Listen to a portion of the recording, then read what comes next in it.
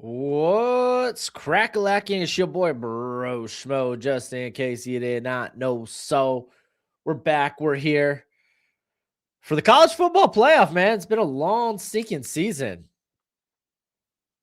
And we're starting to come to the end of the road, man. Although we've come to the end of the road. I know, I don't have great vocals. I can't be blessed with everything.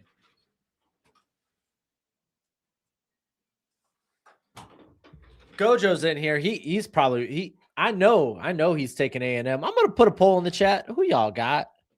Who advances? Y'all going with Miami? Y'all going with A&M? I'm rooting for Miami. Do I got faith in Miami? Ah! I don't know, man. I don't know. We'll see. We'll see. We'll see. A&M's going to be an extremely tough environment. Thank you. Can I get some H2O as well? You want to just put it in my hydro flask? Yeah. I don't know what Gojo wants.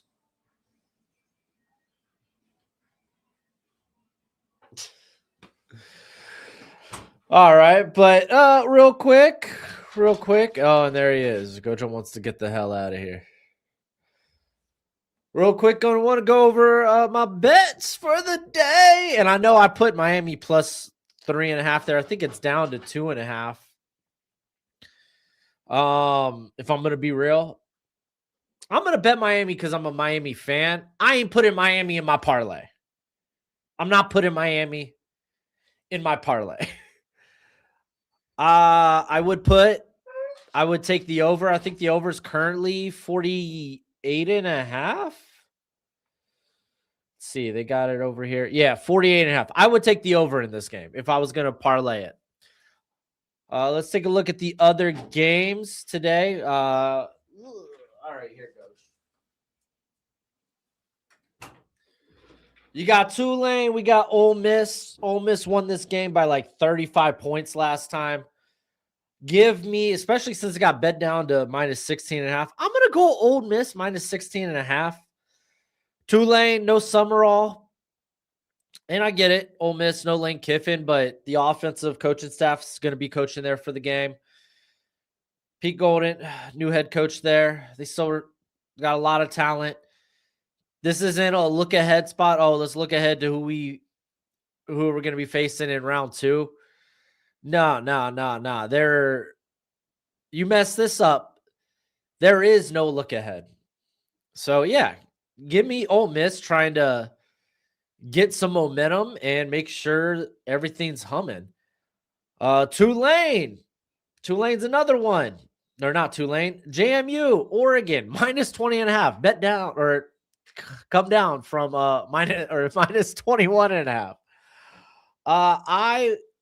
I'm taking Oregon. They're getting some parts healthy. They saw Ohio State gain some momentum by absolutely railroading teams on their way to the national championship. I think this is going to be another instance of them railroading some teams. So yeah, I'm taking Oregon. I'm taking Ole Miss. I'm taking the points. I would take Miami A&M over 48.5.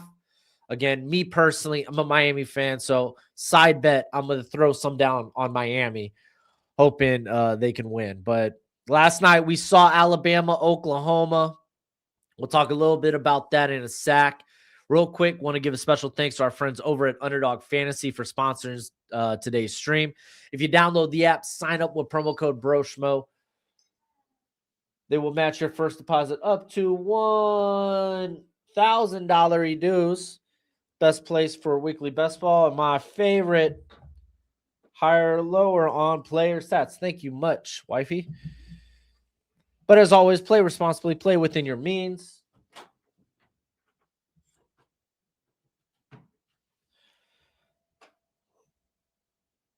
There we go. All right, we got Ananiah in the chat. We got Eric.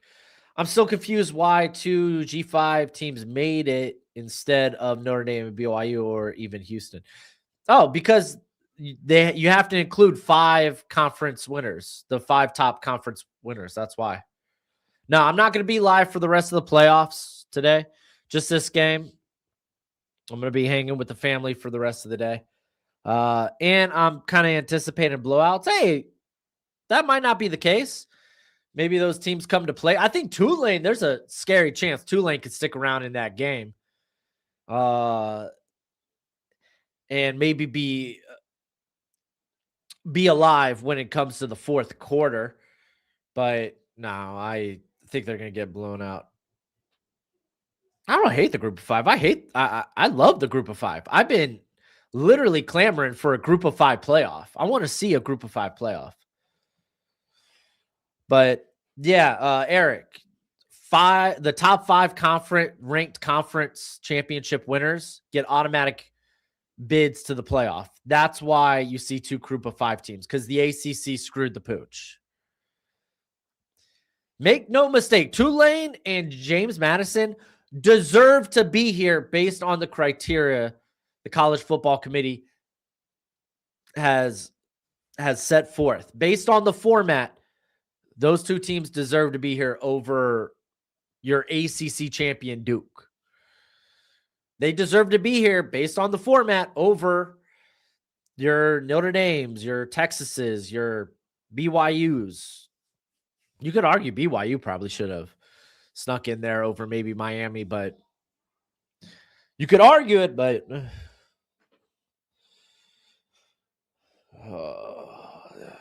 see, Eric, is it just me or have they not televised the non-playoff games?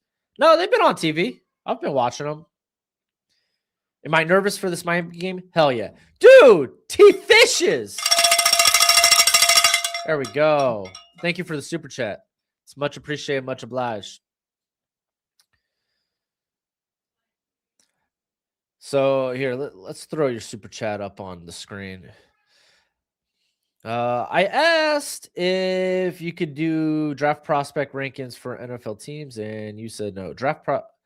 In your future prospect rankings, can you add teams that could benefit from on the players that you're talking about?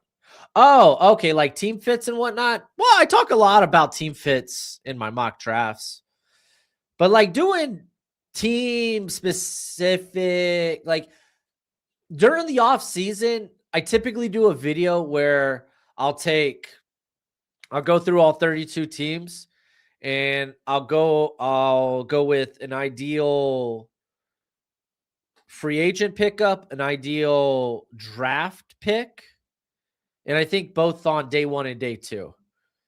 So I do that, but it's just like if I do a video committed to just, let's say I take like the AFC West. It's like, hey, let's go through prospects that would be good fits here and there. It's just that video won't do well on my channel. And unfortunately, YouTube's a place where you could try something. If it doesn't work, you're not going to want to do it. And if I start a series like that, that means I'm going to have to pump out more videos for it, despite it not doing well. And it's just, you don't want to do anything that'll kill your algorithm, unfortunately. That's just the thing with the T-Fishes.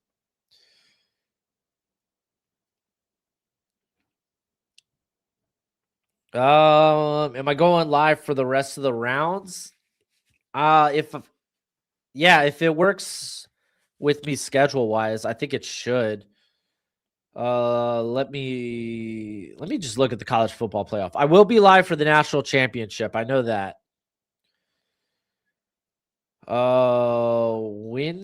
Wednesday night. Actually, I should be live for that. I should be live Wednesday night. Dang. That's New Year's Eve, dude. Oh, man. I got plans later that night. I'll be alive all day on Thursday. So, like New Year's Day, I'll be live all day. I probably won't be able to do this Thursday for the semifinal, but I'll do Friday. And then I'll do the national championship. So that's the current plan.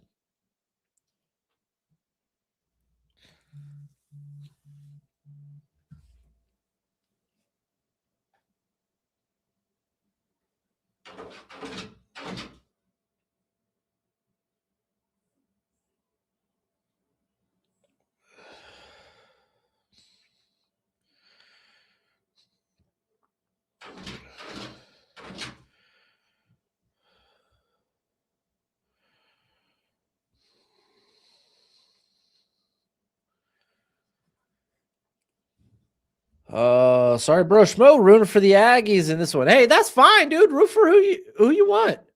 Root for who you want. I'm just a Hurricanes fan. That's why. That's why. Again, I want to include. Why can't I do that Thursday? Because I got a life. Hey, what are you doing? Tell mommy. Yeah, have her help you out. Gocho, what's up, buddy?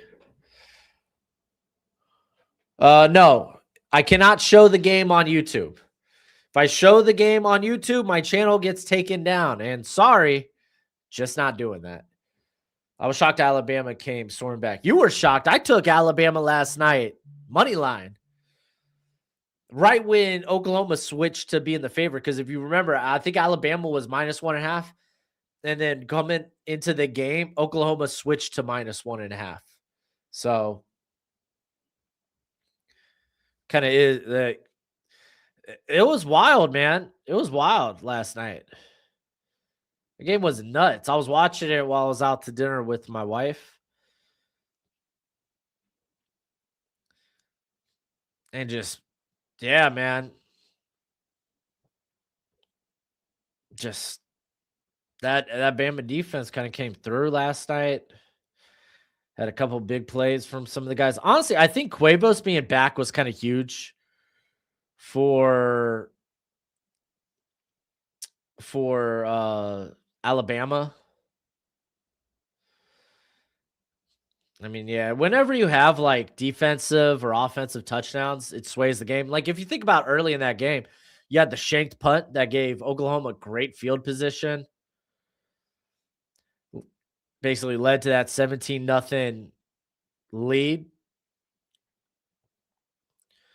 But Alabama, Indiana, ugh.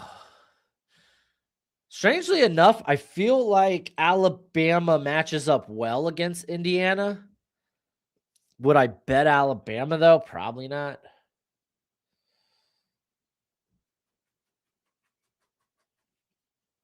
A lot of good prospects in this game. Yes, there's a ton. We could go over those prospects for a little bit. I think I'm going to do a Senior Bowl and Shrine Bowl video later in the week.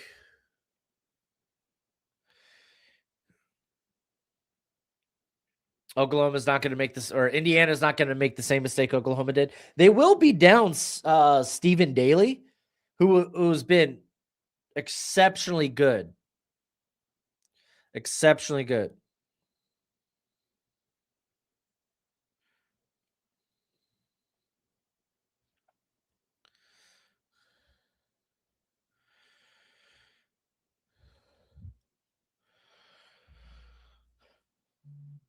But yeah, they're going to be down one of their best defensive players. He tore his, I think they said he tore his ACL after the Ohio State Indiana game. I guess he was high-fiving a fan or something, but Jags Broncos, that's going to be a fun game.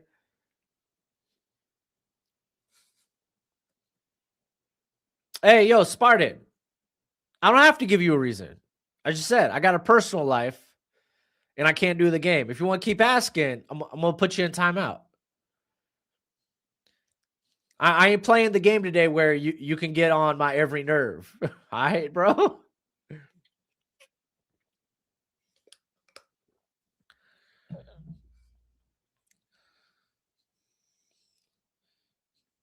right, here comes A&M.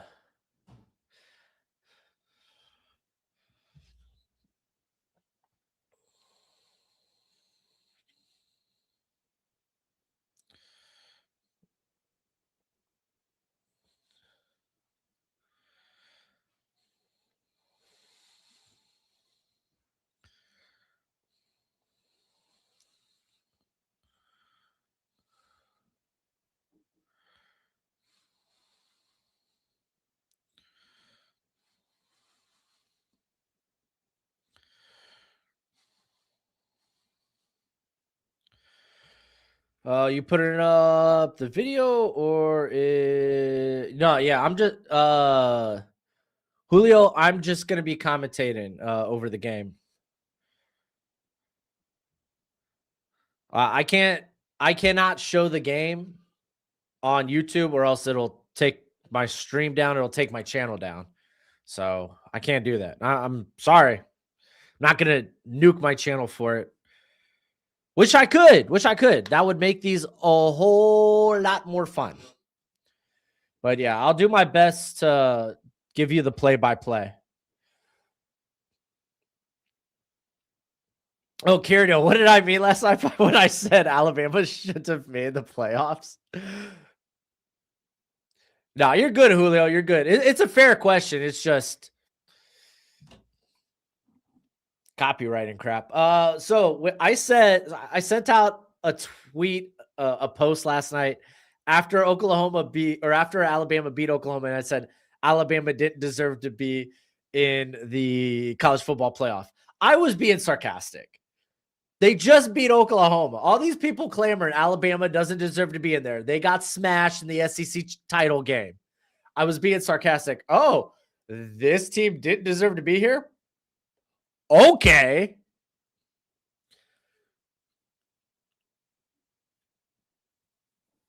Who do I have? Texas or Miami? I have the over. Personally, I'm taking the over at 48.5. I'm a Miami Hurricanes fan. I'm going to be rooting for the Hurricanes. I'll be unbiased for the most part, but you're going to hear me like if Miami does something good, yeah. If they do something bad, well, crap. That's just how it's going to be today. Cash, you're listening while you drive for work? Shoot, hope you have a good day at work, my friend. Can Marcel Reed get back in the Heisman? No, the Heisman's already decided. I got to use quotation marks. Hey, bro, I'm a dad. I'm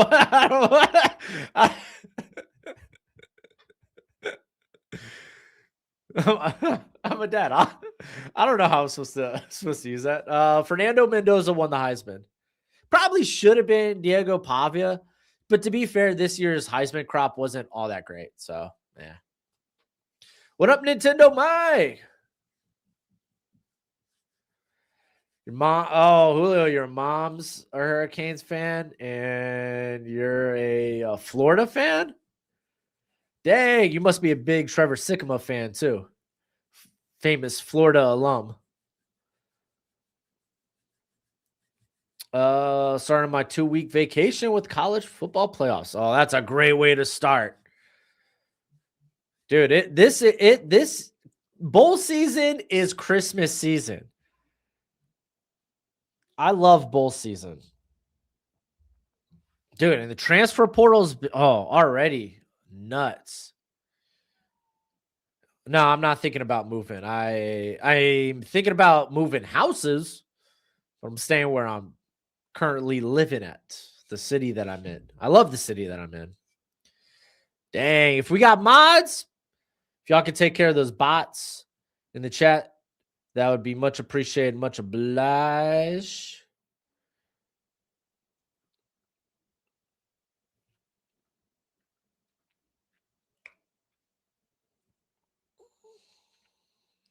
Let's see.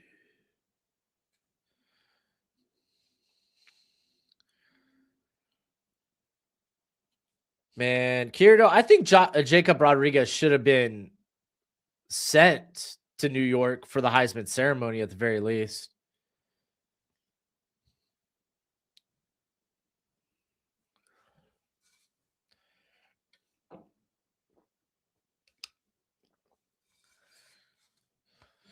We got Sai. Is it a fair question? LOL. Do people really expect to just gonna come in here and watch your stream in an entire college football playoff game on YouTube for free? Like what? I mean, I think it's kind of fair. Like people are looking for places to watch it.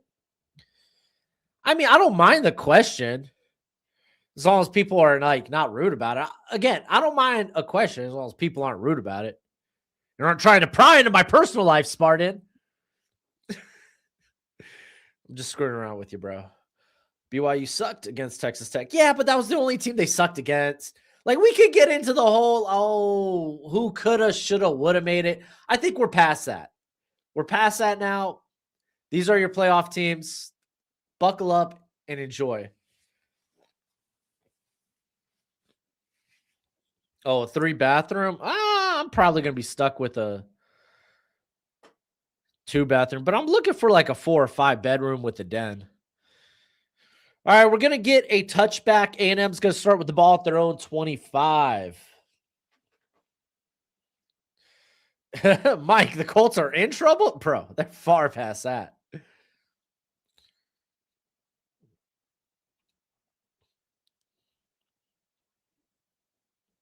What was my reaction to Miami getting in? I was surprised. But to be fair, the night before, I kind of went over that scenario where I was like, I think the least controversial options were put in Miami and Alabama and then telling Notre Dame, sorry. The problem was their whole college football playoff show was Notre Dame, you're in. And all they did was win. So it's like they gave Notre Dame this false sense of security. All right, we got a quick little RPO going outside to Craver, who did just sign an extension for next year. That's right. We got college players signing extensions. So he will be sticking around. He'll be sticking around next year with A&M. Reed's dropping back. Ooh, throws it high. Just misses Craver. So we're going to get a 3rd and 1. But they're going fast. A&M's going fast.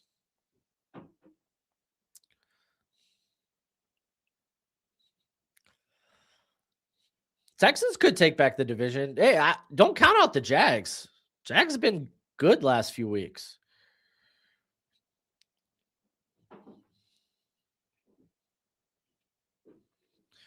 All right, here comes a big 3rd and 1 from their own 34. Reed in the backfield. Off to his left is that Owens? Oh, I think he got there. No, that's Le'Veon Moss. Max, first time he's on the field since I think it was like, was it early November? Maybe late October? So 1st down after the 1-yard gain. Moss still in the backfield there.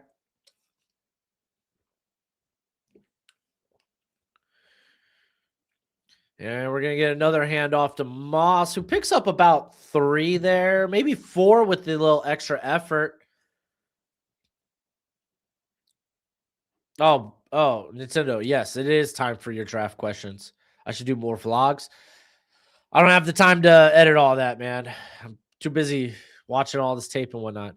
I feel like there should have been flag there. There seemed like early movement, honestly, on both sides. But no flag, incomplete pass is going to set up a 3rd and 5.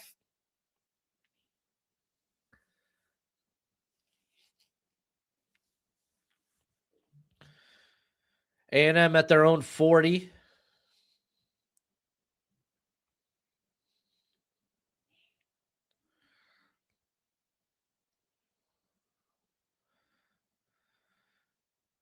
Coming out of the shotgun is Reed out to his side. Number 4. I feel like that can't be Bussy. Is it Daniels maybe? Or is it Owens? And he's scrambling around. He's looking to run. He's going to run. He's going to get the 1st down. There's a flag down, though.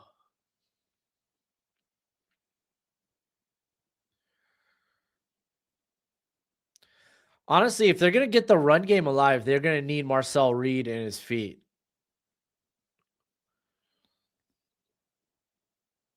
Oh, was it not a flag? Oh, it wasn't a flag. It was a mouthpiece.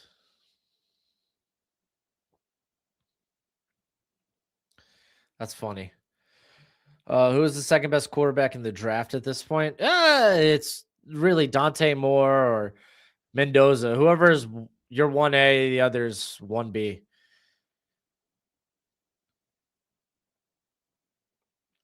All right, they get it out quick on the swing pass to Craver. Looks like getting nothing out of it, maybe a yard.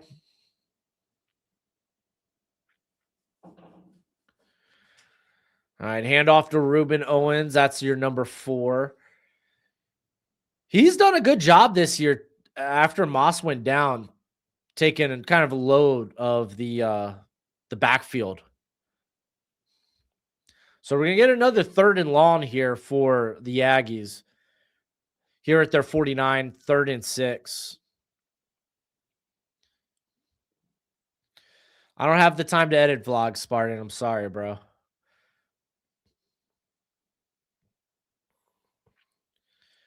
All right, dropping back. Reed looking around. Oh, his running back got taken out, but Reed's going to get it with his feet. Nice gain down at about the Miami 43, maybe the 42. Spartan, that's a terrible idea. You're asking me get rid of some of my content, my draft content. It's a draft channel, dude. Sorry. Bro, what a silly suggestion.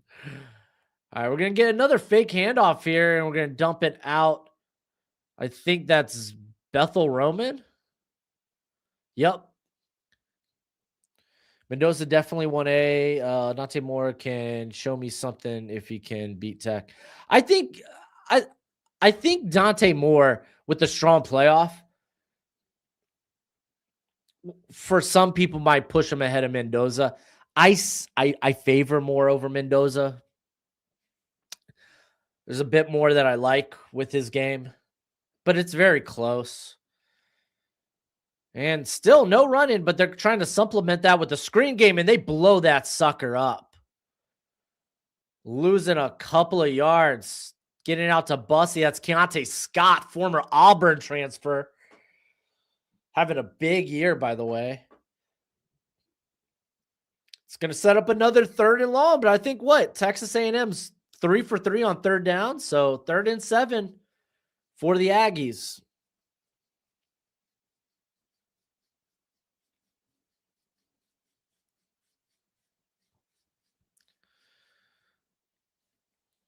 Now they got Emmett's boy out at running back on this down. And they're going to hand it off to him on 3rd and 7.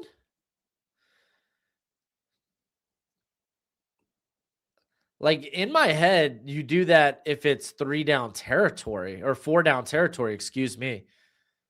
So only 1 yard gain. It's 4th and 6. Are they gonna just go for it, or they're keeping the offense on the field. So I mean, I figure that's what you're doing if you're running a draw on 4th or 3rd and 7. Golly.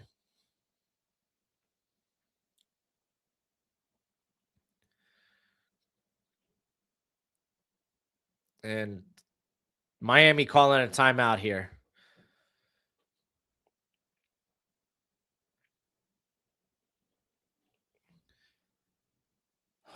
Kayla, don't know what the link you are talking about is. What's the best option for the Bears to take in the draft? Honestly, the best player available, dude. We still got a long ways. Best player available for the Bears would be you kind of hoping maybe defensive line, depending on how they feel about Trapillo. It could be a tackle. We could even be talking maybe a safety elevates themselves to the back end of the 1st round. But it's a good safety class. I think if they want to, because they got I believe both their Bayard and Brisker are free agents. So maybe grabbing a safety on day 2 somewhere, but it feels like defensive line if there's a guy that fits. Watching the Skycast version sick. Tyler, buddy. Oh. RAP, I'm sorry about Josh Hoover, dude. A lot of good quarterbacks in transfer portal, though. A lot of good quarterbacks. All right, we got 47 people on the X. If you want to hit that heart, it's always much appreciated, much obliged. Got about 80 people on the YouTube. If you hit that thumbs up, that's always much appreciated, much obliged. We're currently on a commercial break, so I'm going to hit y'all because this is a draft channel, despite what some people might want it to be. I'm going to tell y'all about my draft guide for a sec. We love the NFL draft, and now my draft guide is available for purchase. It comes with over 500 player backgrounds and close to 300 player evals. It updates throughout the whole draft cycle. So when I add a new eval or I change my rankings, you're going to be the first to know. It's going to have all the pro day and combine numbers along with analytics, and it's a Google spreadsheet for right now. So you have to include your email with the purchase, but we will be switching over to a website at the end of the year. And if you get it now, it's going to be cheaper now than it will be later. It's a great way to support the channel. And as always, much appreciated, much obliged. All right, here comes 4th and 6.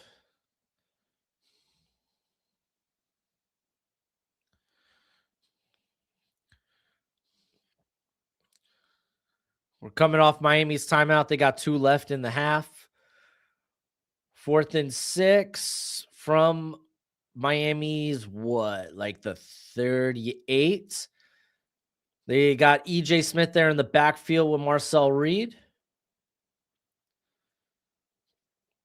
Miami, it looks like A&M jumped. Miami showing a mug front, filling the gaps with them linebackers. False start on the offense. And now it's 4th and 11. Completely out of field goal range unless you want to kick a 61, 62 yarder. But no, they're going to go to punt it. They're going to go to punt it. Rough. What up, Jeff? How you doing? I don't know what that question is. Spartan, am I a part of the college football establishment? I have no idea what that means. And decent little punt. That's going to put them inside the 10, officially down at the Miami 8. So Miami's going to start inside their own 8-yard line, inside their own 10-yard line. We got CH1. Every Miami player projected to go in the draft going to have their stock plummet. I don't know about that. Yeah, apparently. How am I the college football deep state? I don't know, Tyler, bro. I don't know, man. The college football deep state. Nah. I think you have to be over the age of 60 to be a part of the college football deep state. Because that's the committee. Bunch of these ADs saying that they watch every game. They watch every game. They're calculating all kinds of things. The college football playoff rankings release show, by far, I think was the worst thing for the committee, as it just showed they not that they have no idea what they're doing, but they have no idea what they're doing. Got your kids college fun on A&M? Well, shucks. Good luck, bud. I mean, when you come out and it's like you have Alabama jump Notre Dame, which they probably should have been ahead of Notre Dame anyway. And your reasoning for is like, they were up 17 points against Auburn. They let Auburn back in that game. What reason is that?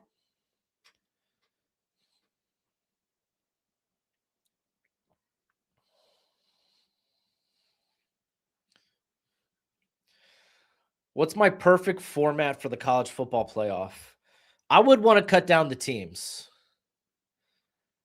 I think you could go to 8 teams, 6 or 8 teams, and be good about it. You could go to 6 to 8 teams. You throw away automatic bids.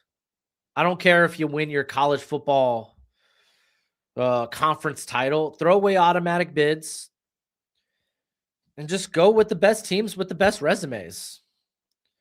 To hell with your eye test or who you think is playing their best football. Eye test means nothing. The eye test last year would have said, Ohio State losing to Michigan. Man, they're going to have a rough go in the playoffs. And then, oh, what? They just buzzsaw everybody on their way to the national championship? Screw the eye test.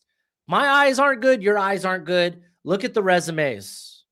It should be completely based on resumes. All right, here we go. We got Miami coming out here, starting with the ball at their own 8. The committee got it right this year. I don't disagree, Torque. I think they got it right. I think they got it right based on the current format in place. I agree with that. All right, here we go. We got Beck coming out in shotgun, and it's a quick screen out to Marion. Gets to maybe the 11. It's going to be 2nd and 7. I think the interesting thing to watch in this game, which offense could get the run game going? And I think that's where maybe you see the momentum shift, or where you see a team really like, okay, maybe pull ahead. If any team could get their running game started, but that doesn't look like it's right now the case for the Canes. Oh, and there we go. Big gain by Fletcher. They're going to give them the first down. There we go. Down to the Miami 18. Nice gain by Fletcher. But you've seen A&M try to supplement the run game with those quick screens. Miami kind of just did the same thing with that quick screen to Marion. But I think the winner could be decided by that. Who can get the run game going? Because these are two really good defenses.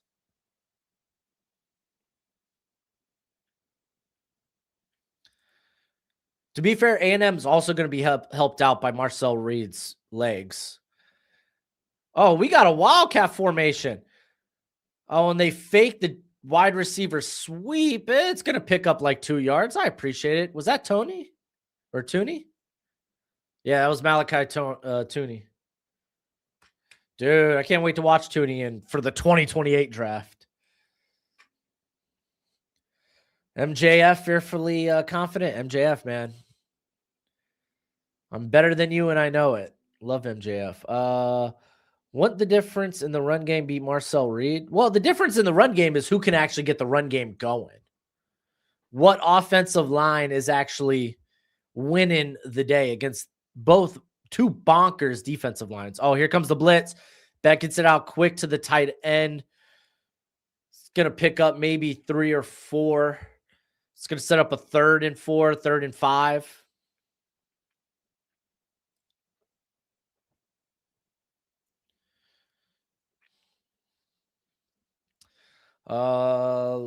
What up, Skater Boy? How you doing? Who do you see Michigan going after for their head coach? I see the Louisville coach. Yeah, I can see Brom. I think Kalen DeBoer stays put. I think Dillingham just this morning signed a 5-year extension. They could go with Biff.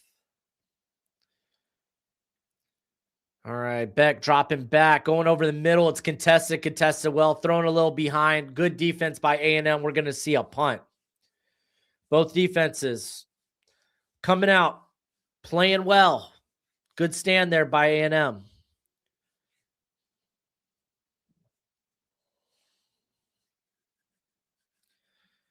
Fatal 4-way at World's End is going to be fire. Yeah. Who's the top draft prospect in this game? Again, if we got mods in here, yeah, look at y'all. Y'all already on it.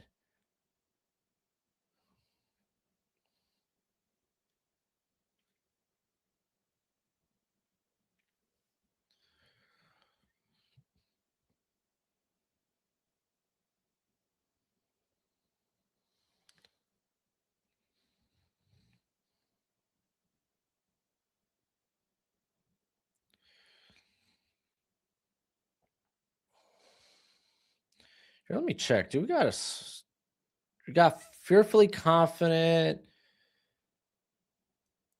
Here,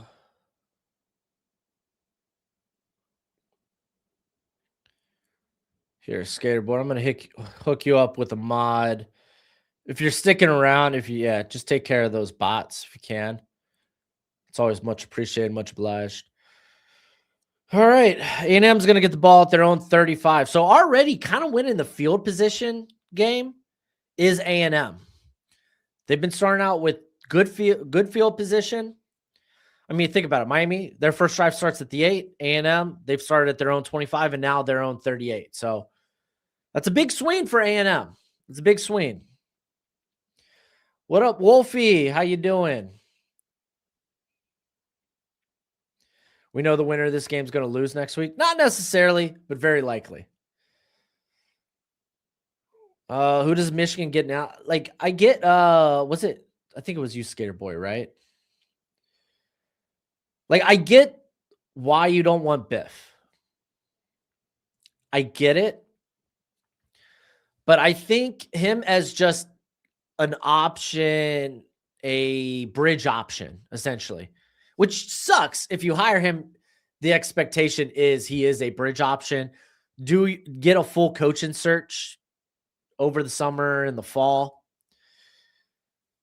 But if you can keep him, if he sticks around and he's able to keep a lot of your recruits and your young players around, I think that's a big win. I don't know if Brom would leave Louisville. That's the thing. He's a Louisville guy, but never say never. J Peak, I believe A&M wins by 10. I'm new to the chat, but out shopping, so needed a good channel to watch and have a play-by-play. Oh, I appreciate that, Peak. Yeah, right now, the way the momentum's kind of swinging and how things are kind of just feeling, it does feel like A&M's got the momentum. They actually had a decent drive going until the false start. Their defense already looking good. They're winning the field position game. So we'll see. We'll see. Spartan, you'll get your mod privileges back when I feel that you are ready. What do I think is the number one reason Winham left Utah? Well, I mean, he retired. Maybe he was done. Maybe they were ready just for the next guy to come in. I don't really know what happened behind the scenes there. It's not like what happened with Oklahoma State where it was like, sorry, we're done with you. You could retire or we're just going to fire you. All right, we got a fake sweep or fake end. Marcel Reed keeps it, picks up good yardage, 6 yards. That's what they're going to need. Marcel Reed, he could definitely tip the scales in their favor when it comes to the run game.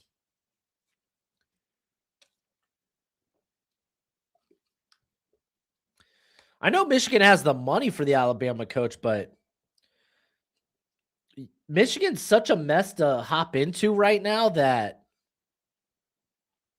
I don't think Kalen DeBoer leaves. I just don't. All right, 2nd and 4. Marcel Reed dropping back, looking around, slings it, gets it out to, I believe that's Ruben Owen for the first down. They're down close to midfield now. Already moving, man. Already moving. Hey, I appreciate that, Skater Boy. That's nice. Michigan should throw a bag at Urban. But can you imagine Urban Meyer going to Michigan? We got Reed dropping back again, looking around. He finds his tight end wide open in the middle of the field, down to the 30, the Miami 30. By the way, that tight end, Nathan, I don't know how to say his last name. It's like Borkercher. He's going to be at the Senior Bowl. Maybe we'll do a little look ahead during halftime for the Senior Bowl. My thoughts on the Sharon Moore situation is that sucks. That it's a sucky situation. That's my thoughts. My other thoughts is the AD for Michigan's trash. All right, we got a quick screen here that's going nowhere. Craver honestly turns a loss into a 1-yard gain. That's kind of nice. So it's going to be 2nd and 9. Smash that like button for our tribal tree. I appreciate that. Fearfully. Didn't we have a little spat last a few weeks ago with the Arizona State thing? Hey. Hey, let bygones be bygones, right? Reed, it looks like he was expecting his running back to be there. And his running back went out for the swing pass. Oh, Blunt's down for Miami right now. Looks like it might be a hand injury, something with his finger. Oh, are they calling it a fumble? Oh, it's Blunt. Blunt came down on the ball. I thought he hurt himself. Yeah, that's a fumble. That was a broken play. I don't think the running back was supposed to go out, and that's Moss. Moss, who has been hurt like the last month and a half. Yeah, Keontae Scott forcing the fumble there. But yeah, that play was broken from the get-go. I think Moss prematurely went out on it was either a swing or a screen. And it kind of left Marcel Reed there out to dry.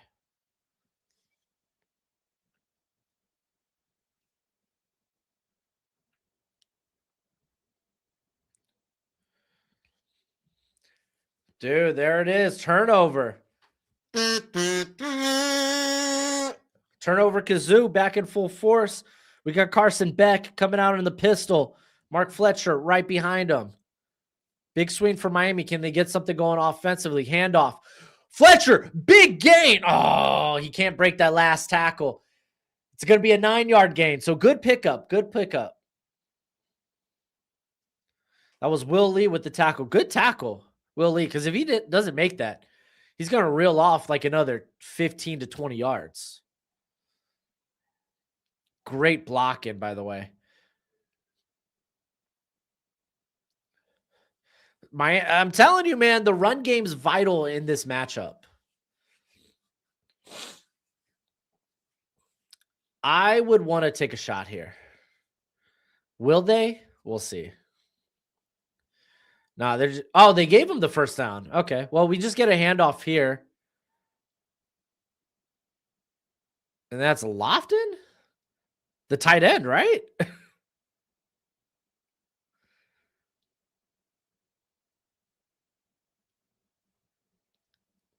It's going to be 2nd and 7. Does Rod Moore have eligibility to return? I didn't know that, Skater Boy.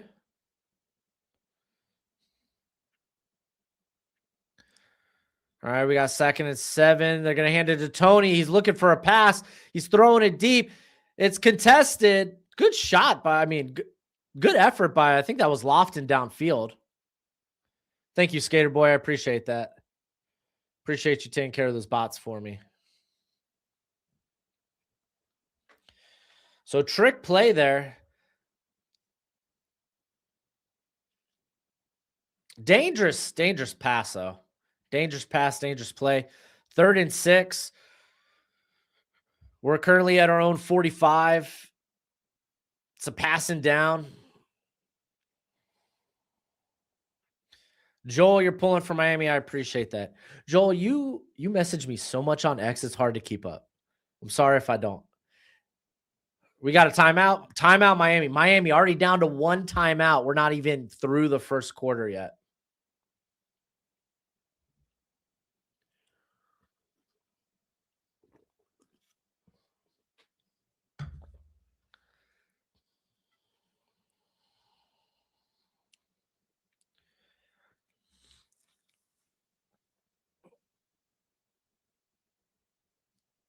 It's like playing Centipede. Jeez. It kind of is, right, fearfully?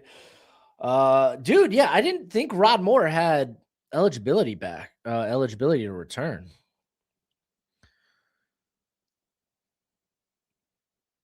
Because he's from the 2021 recruiting class. Because wouldn't this technically be? I guess he gets a medical waiver. That's kind of insane. Yeah, because he would he'd be a 6-year senior next year.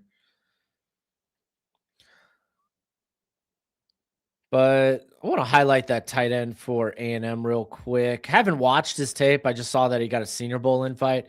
He is an older prospect. It's Borkacher. Nate Borkacher, a former 0-star recruit from the 2020 recruiting class. Walked on at Nebraska. transferred as a grad to A&M this year. He will be 25 by the time he begins his rookie year. But we're going to he's the only tight end I haven't watched from the Senior Bowl yet. Yeah, we're in that season where we're getting all the Senior Bowl invites, Shrine Bowl invites, and now I'm just looking at all the guys I need to watch before those practices start. It's a great place to be. If you haven't already, hit that thumbs up, please. It's always much appreciated, much obliged. If you are on the X, hit that little heart. Thank you, thank you. Oh, Joel, it's because you're scared of A&M. That's fair. Is this quarterback class better or worse than next year's? No, next year's is going to be freaking bomb, dude. Let me pull up just based on the guys returning or in the transfer portal.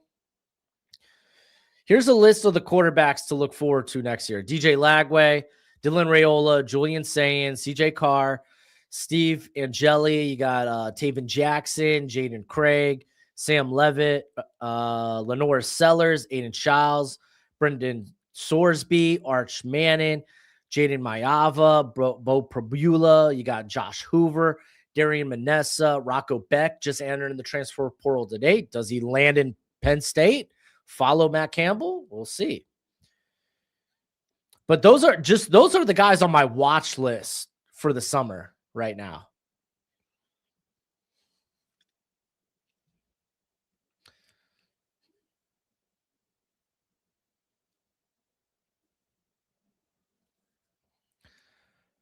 No, I did not see the Steelers offensive line starting.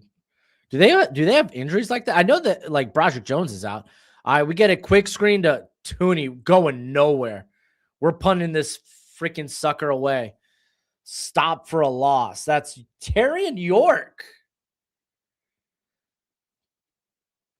Torian York, man. Yeah, I said Julian Sand. He was in there.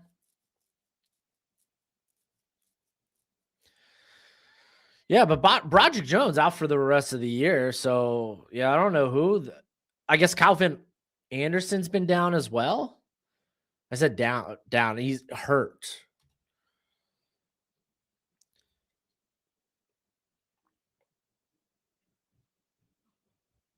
And here comes the punt. We're going to get a fair cat. Oh, it's muffed! But I think Concepcion got back on top of it. Oh, that could have been so bad. Goes for the fair catch, muffs it, but he falls back on top of it.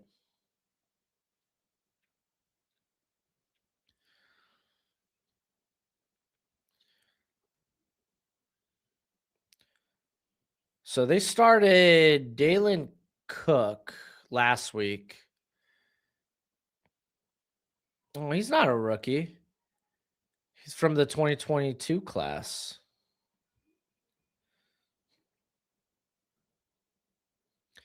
Did Samalu got hurt? Is he hurt? Is he banged up?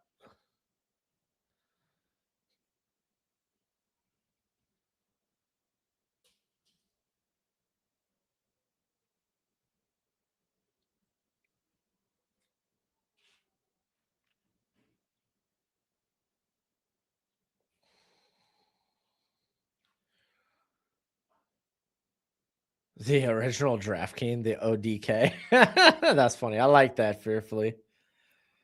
Carson Beck's trash. Hey, dude. You don't got to tell me, bro. You don't got to tell me. All right. 2nd and 6 after the 4-yard gain from Moss. Reed's dropping back, but he's going to run with the football, pick up the first down at about the 26. 27 officially, first down. Samalu hurt his tricep? Dang.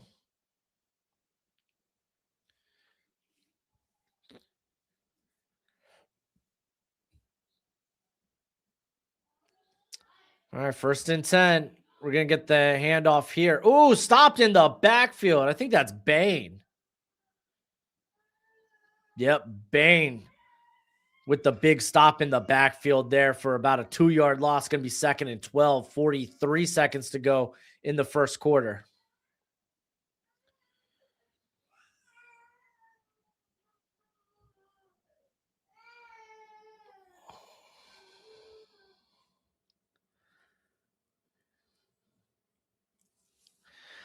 Dude, Bane's nasty, man. I don't care how small his arms are.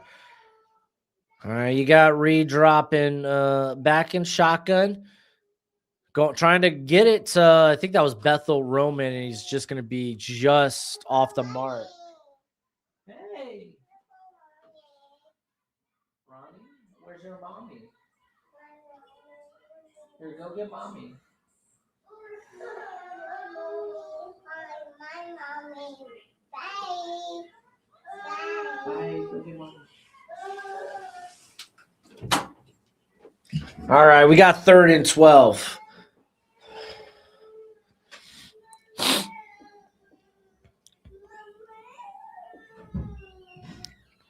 Dropping back. Here comes the pressure. He dumps it to the tight end.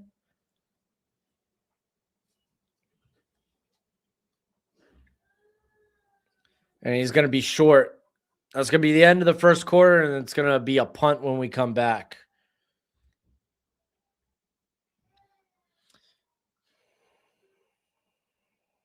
Bane, do you feel in charge, Reed? Lions are going to beat them tomorrow. They're without Herbig, Watt, James Pierre. Oh wow, dude, they got a lot of guys missing for that game. Well, I mean, that after 2 consecutive wins by the Steelers, that looks like a loss. After 2 consecutive wins, people are now off Mike Tomlin's case about like, oh, we're tired of being just like this mediocre team. Okay, well, let me reel off 2 wins, and now this is typically the letdown spot. Lions are also a very desperate team right now, trying to make the playoffs. So, yeah, it looks like that'll be the case.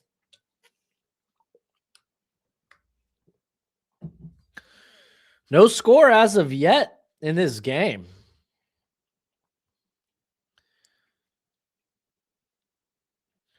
No score yet.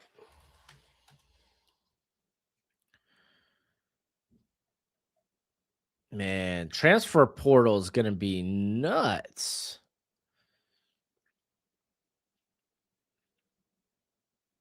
Really nutty. Like, if you just want to look at like the top guys in the portal, we could pull that up right here. Could make that a little bigger. Yeah, that's good.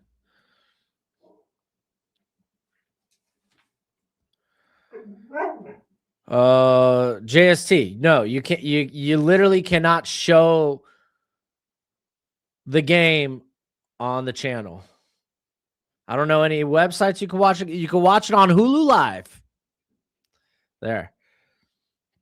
But YouTube will take down streams showing the game. Sorry, channel. Too vital for that nonsense.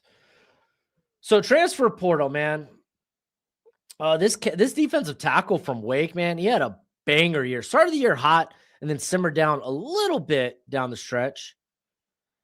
But I think he's going to be a solid draft prospect next year. I mean, I would have had a day 2 grade on him this year. Of course, you got Sorsby, Lagway, Chaz Coleman. I think was a true freshman this past year. He's going elsewhere. Rayola, Beck, Devin Thompson, the DT from USC, Marion Miller, Nick Marsh, Hollywood Smothers. I love Hollywood Smothers.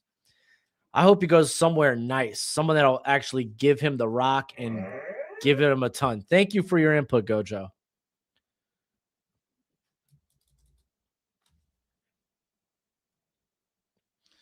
All right, we're about to get that punt.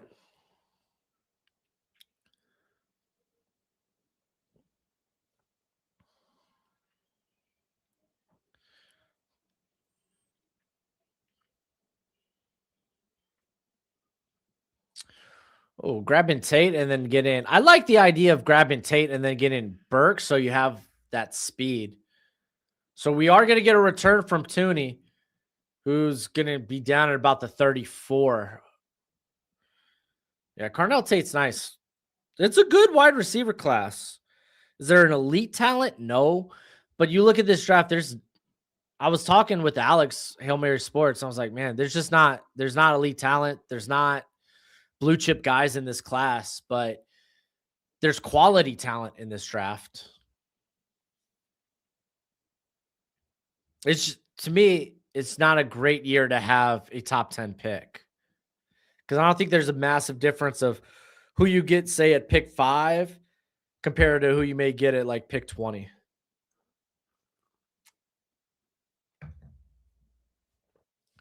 All right, here comes Miami. They got Tooney in the backfield, by the way. And they're going to hand it off to him. Tony? Is it Tony or Tooney? I'll call him Tony. Malachi Tony.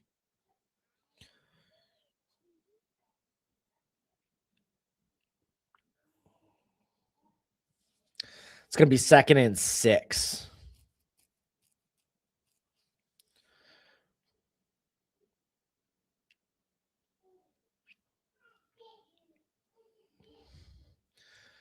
Second and 6. Beck dropping back. Good pocket. Going deep. He's got a man just out of the reach of Trader. He had Trader, and he overthrew him. Of all things, Carson Beck overthrowing a wide receiver.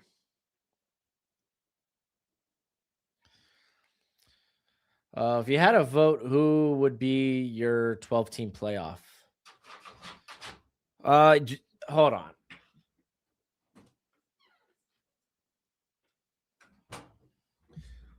If we're going by this format where I have to have the top 5 conference championship winners in, I would stick with this.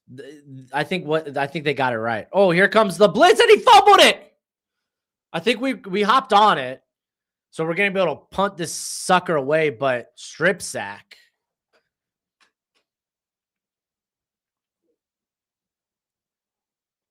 The former Iowa State transfer.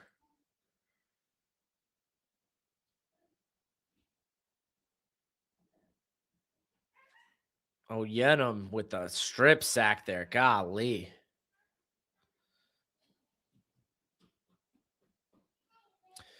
What's the center guard class look like?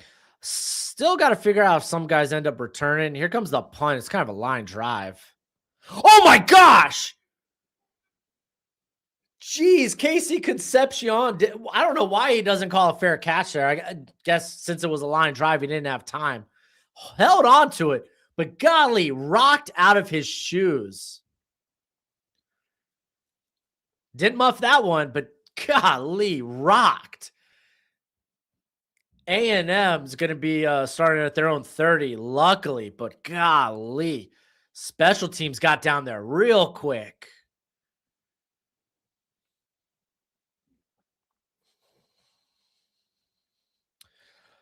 So this guard, yeah, we still got to figure out who's returning, who's coming back, who's declaring. I like this center class. I'm a big fan of Poncho out of Oregon. Connor Liu, I think, comes back. Those are a couple of your centers. Reed dropping back, going deep. And he's got a guy, Craver, who catches it. Oh, and then he fumbles it, but he fumbles it out of bounds. Massive gain. Big play. Big play. Down to the Miami 11. There's the big play. Dude, Craver barely caught that sucker.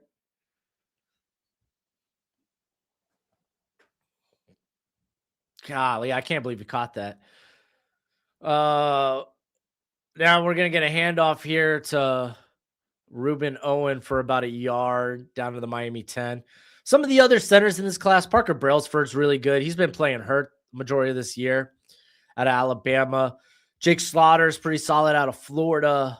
You got Logan Jones out of Iowa. Those are kind of your top centers. The guards, Vega's amazing out of Penn State. Don't know what Caden Green's going to do, but he might end up being a tackle. He might end up returning out of Missouri. But Jennings Dunker's nice. Emmanuel Pregnon's nice. Kalen Rutledge out of Georgia Tech's nice. Brian Parker's really good as well out of Duke. So, like, it's a good interior class. All right, Reed, he's scrambling around. He's looking. He tries to dump it to the tight end. It's well covered. It's going to be 3rd and 9. Spencer Fano, yeah, if he ends up being a guard instead of a tackle, maybe even Francis Mauinoa, if he ends up being a guard instead of a tackle. So, yeah, this class, I think on the interior is a little underrated. Oh, your braid's so beautiful. Here, can you? I gotta stay in here, okay? Yeah, love you. All right, here comes 3rd and 9. Reed dropping back, slings it in there too. That's Bussy, the wide receiver, running back, hybrid, I suppose. So they're bringing out the field goal unit. 4th and 4. JP, go Dogs.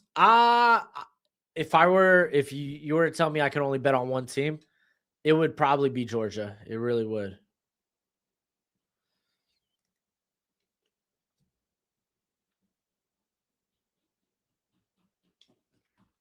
All right, here comes the kick. It is blocked. It's blocked. And Miami's returning it. And Wesley Bissate returning it to about the 14. Wow. Holy smokes. What a game. Nobody's allowed to score. Miami getting bailed out by their defense and their special teams. Fearfully asks, what's up with Diego Pavia? Loved him on the field, but off the field, he appears to be a different animal. I feel like he's trying to beat Johnny Manziel too much. But Diego Pavia already had a uphill battle ahead of him because he's got a fairly decent arm for his size. But at 5, dude, he's going to be like 5'9", 5'10". I'm sorry. Short Keens just haven't proven to be good quarterbacks in the NFL. They just haven't. And that already kind of puts him in like, because I was kind of viewing him as this Taysom Hill-like player. So I'm like, that's like mid to late day 3. That's somewhere on day 3. Man, just no one's going to love that attitude. I don't think he's draftable now. You could bring him into camp, but I don't think any team's going to burn a draft pick on him. What up, Cameron? Hopefully you're having a great day, my friend. It's good to see you in the chat.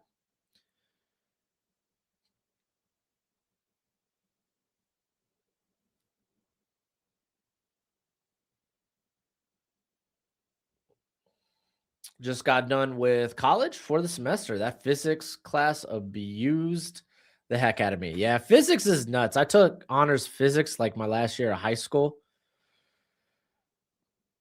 And I hated it. I literally took physics because I had to take a full schedule my last year because I got in trouble of high school. And I told my guidance counselor, I was like, I'm done with math. I've been done with math. I don't need to take math classes anymore. I don't want to take math. They're like, well, you could take physics. I was like, isn't that math? They're like, no, it's a science. I was like, fine, I'll take physics and just more math. I hated it. I had the worst teacher I ever had. It was trash. It was terrible. My dad, who was retired Navy, he went back to school. That's why I moved back out here. And he was taking physics, and golly, dude, I was just following what he was doing, just checking it out because I was kind of trying to go back to school. It was a nightmare. I didn't want to do it. I'm glad I never did. 3-time community college dropout over here.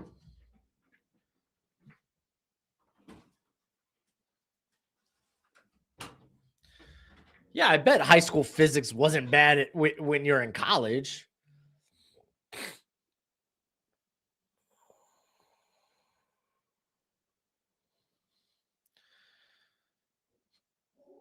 No, it wasn't a bad class. It would have been helped if I didn't have like the worst teacher I ever had. Did I get in? Yeah, I got in trouble the summer before my senior year.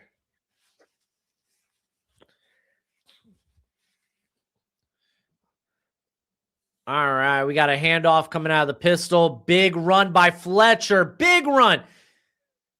About 15 yards on that. Takes him out to about the 30. Just keep running the football. If you're going to win the game, you got to run the ball. Mark Fletcher right now, 3 carries, 34 yards. Feed him more.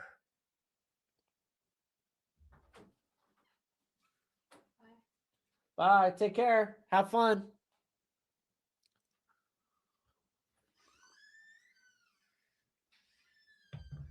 All right. We got, it's a fake run to a screen to Tony. He gets whipped around. Drop for maybe a loss. It's going to be 2nd and 11 from the 29. Yeah, Broshmo is I am a Miami fan. Yeah. Hey. I'm putting away my bias this game, but you're going to hear me cheer for Miami. But I will call the game unbiasedly. I'll call it how I see it. Is there a left tackle you see that is good? The Lions need someone. I think Gooseby. He's not getting enough love. All right, here we go. Another run with Fletcher. He's going to pick up about 3. It's going to set up a 3rd and 8, 3rd and long. Yeah, Jason, I was happy as well. Spartan, how did I get in trouble? Why did it cause? Oh, I was a dumb high school student. That's how I got in trouble. I was a dumb high school student, and my parents punished me by making me take a full schedule my senior year of high school.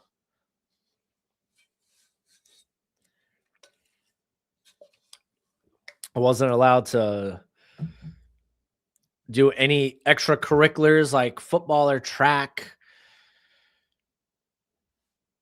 It sucked. All right. Is Miami delay a game? What the heck's going on, bro? Yeah, don't want to waste your 3rd timeout. There's still 9.5 minutes left in this half. Yeah, so it's going to be 3rd and 13 for the Canes. They're at their own 27. 12th man coming into play here, man.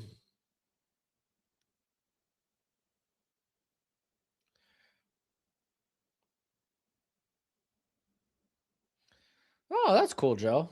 Do you plan on getting a bachelor's though?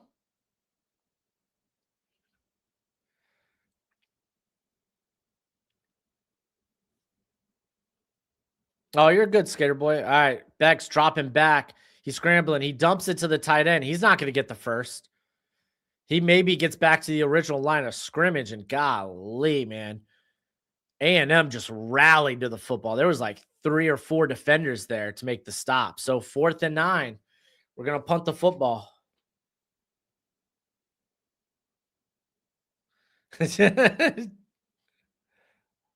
Okay, you're here, skater boy. Awesome. Jason, the 12th man's in Seattle. Well, there's another 12th man in college football. And it's in Kyle Field.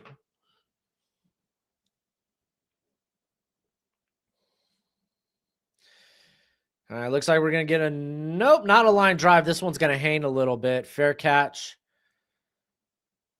Now they have Bussy back there taking punt returns. That's important to note. Bussy taking punt returns. Dang, this game ain't looking good for the over. I feel like my parlay may be cooked.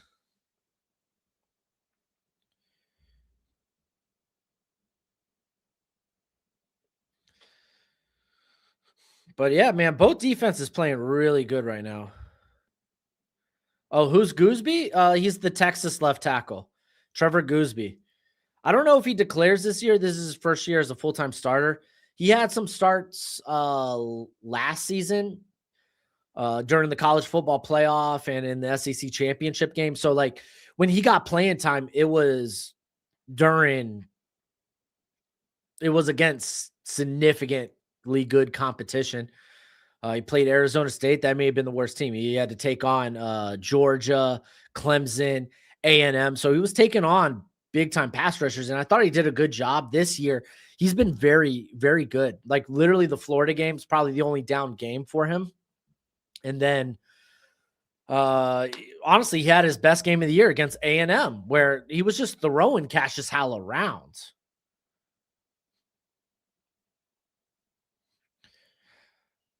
Hey, Sangi, what's up, baby? How you doing, brother? I pray he doesn't. I want Arch to not have to run for his life. That's funny. Yeah, Cameron, I kind of agree. I think Gooseby, unlike some of the other tackles in this class, his arm length's going to check out. He's going to be a prototypical, like, okay, we don't have to worry about him from a size perspective. He's a really good athlete. He's still developing the play strength, but he's so good on the move.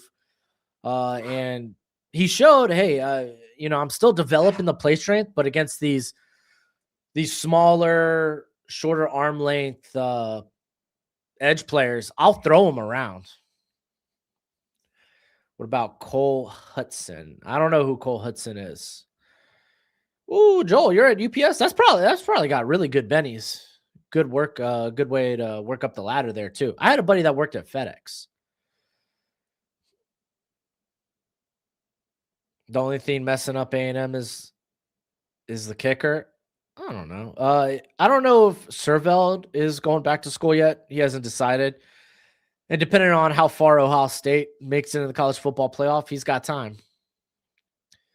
Notre Dame would be killing either of these teams. That's funny because Notre Dame lost to both these teams, but okay.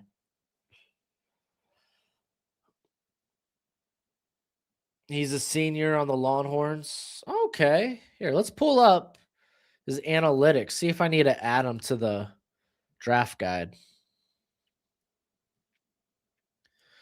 All right, A&M's going to start their own 28.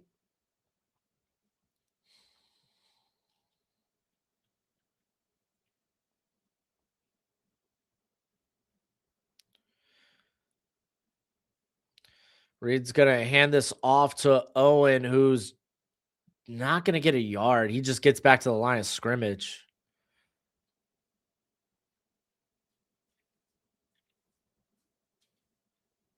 Okay, he's the center. Oh, looks like he's had a rough go in pass pro. He's played left guard too, though, so he's played multiple positions.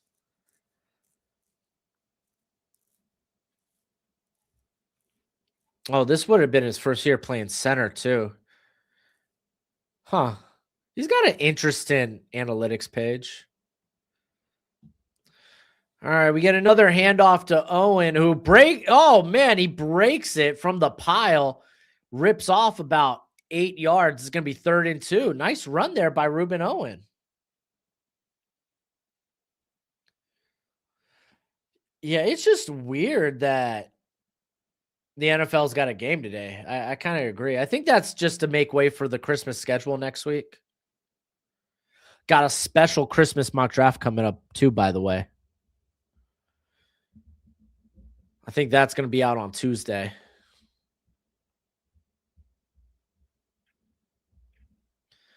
We got a flag on the field. False start on the offense. Going to set up 2nd and 15. I think that's only the second flag today.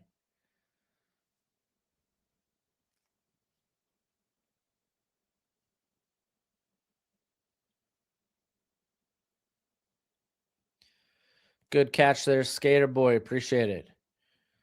Packer Bears tonight too. Dude, it wild. How's it going, Greg? Doing well. I'm doing well. Yeah, just yeet these bots out of the chat. All right, we got 3rd and 7. They're going to dish it out to EJ Smith, who makes a couple of guys miss, but he's tripped up. Who tripped him up? That was a nice tackle. Shoestring tackle, too. Fights off a block and able to just grab the ankle of EJ Smith. Just cleaning the house, watching football today, cleaning up before Christmas. Nice. So we're going to get a punt. They got Tony back there to return. Oh, it's kind of a line drive, so we're going to get a return from Tony, who's out past the 30, the 35, out past the 40, the 50. Oh my gosh, big special teams play. Oh, and he's tripped up. Oh, but he's finally, the Hurricanes are going to get a play in A&M territory. What a return by Tony. Miami special teams playing a huge part. What a tackle, by the way. Yeah, I don't know why they line drive that sucker.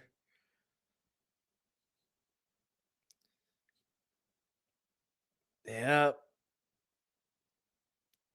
What a block there. And then, yeah, tripped up at about the, like, what, the 25? Let's see where the knee goes down. Yeah, I think it's the 25.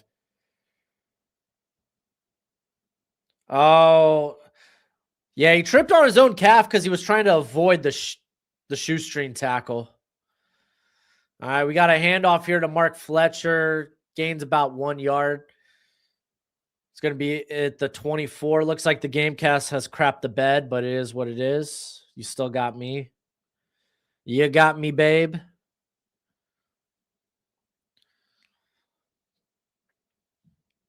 Second and 9 for the Hurricanes. How do you trip? Because he was trying to avoid the. What the heck's with this big ad? He was trying to avoid the defender, the arm tackle. The defender trying to swipe at his legs. Is what it is. Second and 9. Fake tossed it. No, they actually tossed it to Tony, who maybe picks up a yard. So we're now at the 23, but it's going to be 3rd and 8. What's Tyler Steen's analytics? I didn't think he was doing bad, but others say otherwise. We'll look it up in a second. Yeah, Maava coming back, but he's losing his wide receivers. It's kind of tough. I'll look up that other Texas player as well for you. For you, Skater Boy. Just give me a second. Give me a commercial break. No, they got till like January something to declare. Oh, Beck is sacked. Pressure in there immediately. And that's Brooks coming off on the blitz.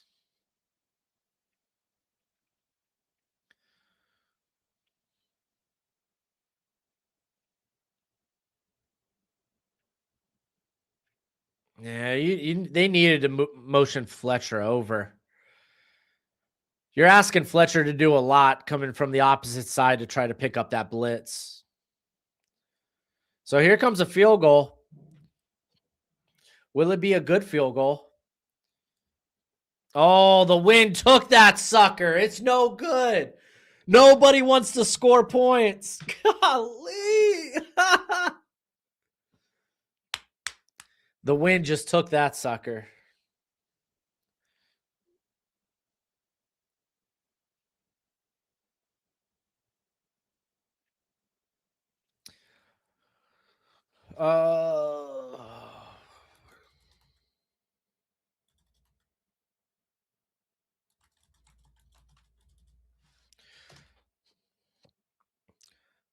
So it's the deadline. The deadline to declare for the NFL draft is January 14th and 15th. If you're in the college football playoff, you have till the 23rd and the 24th.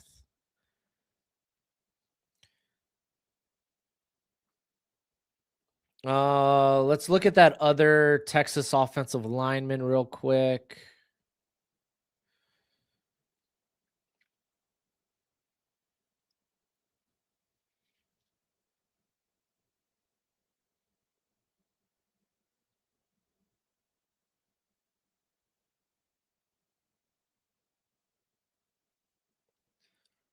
Wait, was he even at Texas?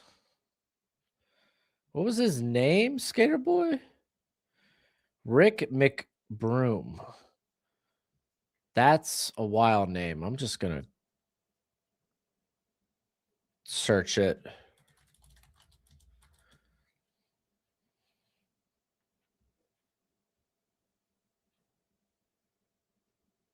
Oh, he hasn't played at all this year.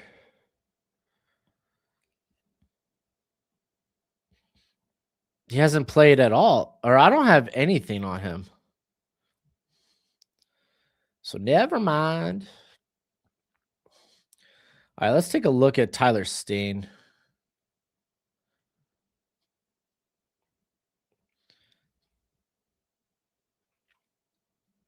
What has he done analytically? Yeah, I mean, based on grades, it looks like he's been fine. He's been the most penalized offensive lineman with 8 penalties this year.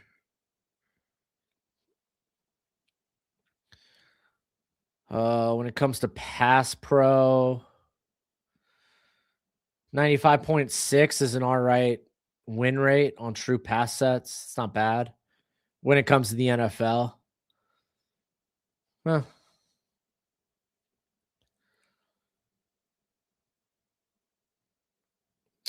No, I'm not doing. I'm gonna be hanging out with my family for the remainder of the day. That and I kind of anticipate blowouts in the other 2 playoff games. Doesn't mean that's necessarily going to be the case, but I just feel like it could be. What do I? Oh, Izzy, what's up, dude? Didn't even notice you were in the chat. I love Malachi Tony. I think he's a baller. He is a big threat, home run player, just waiting to happen. He's a freshman. I'm not going to get to actually like sit down and watch him, or at least I'm not going to sit down and watch him until he becomes draft eligible. That's just how I treat it. Like, I'll write your name down for the future, but Marcel Reed out on a run, out around the A&M 40. So good pickup there by Reed. Miami needs a new kicker. Dude, no, the wind's going nuts in there, man.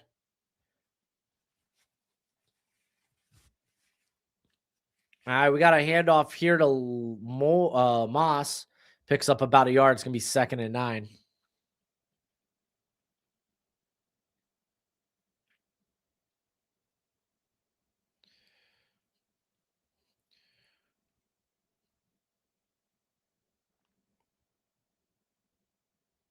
Clark Lee could be the Michigan guy. Man, that buyout's going to be huge, though. Didn't he just sign an extension?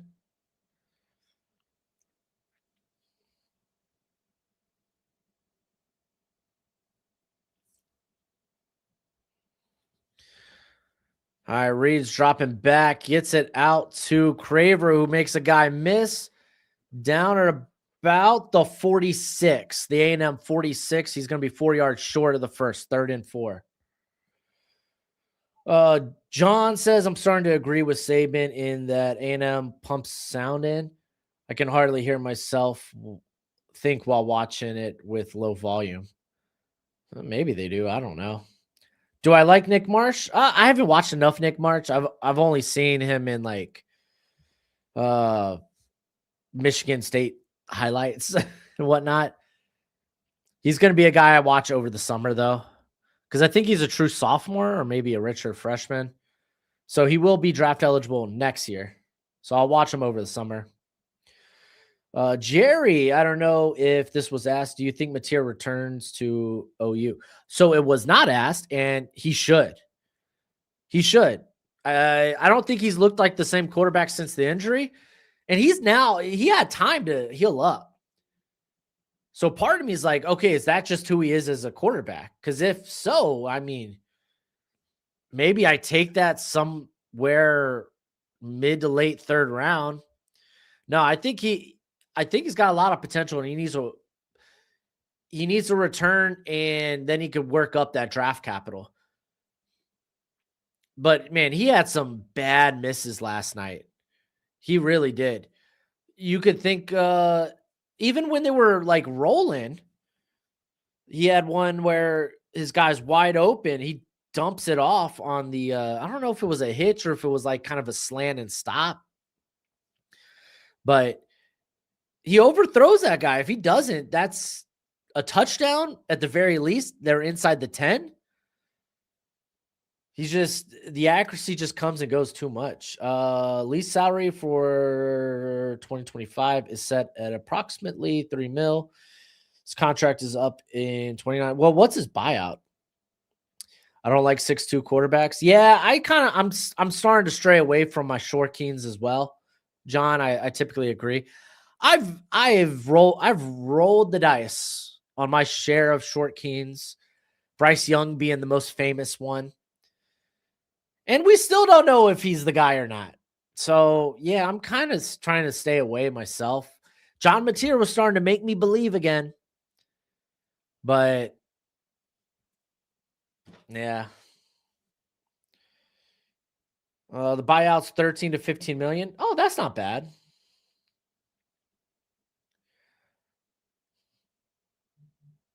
Well, Joel, I think he means like 6'2" or under 6'2". Typically, you want your guys 6'2" or higher. I mean, what you got? Matthew Stafford's like 6'3". So that's probably kind of like that's kind of preferable.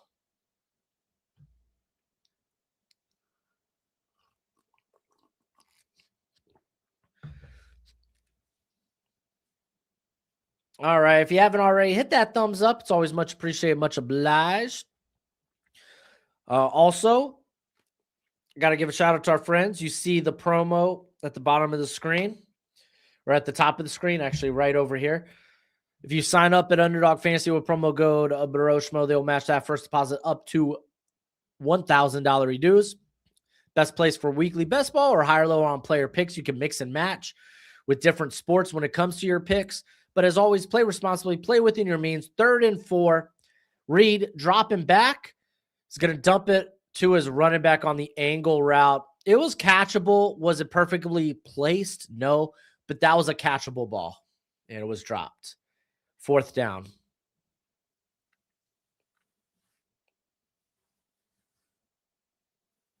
Yeah, let's see specifically where. Yeah, it was a little bit low. I mean, still, you would like the run back. It was catchable, but wasn't perfect.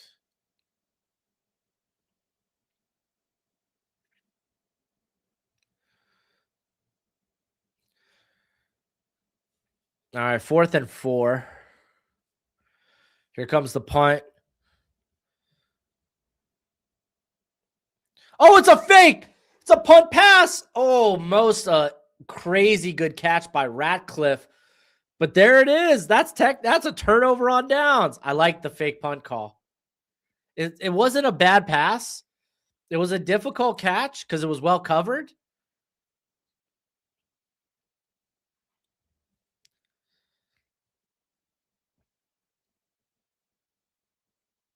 Man, if honestly you just try to throw it to him in the flats, you pick up the first. Instead, he tries to, well, to be fair, the receiver continued on kind of the wheel-esque route. Turnover on downs, though.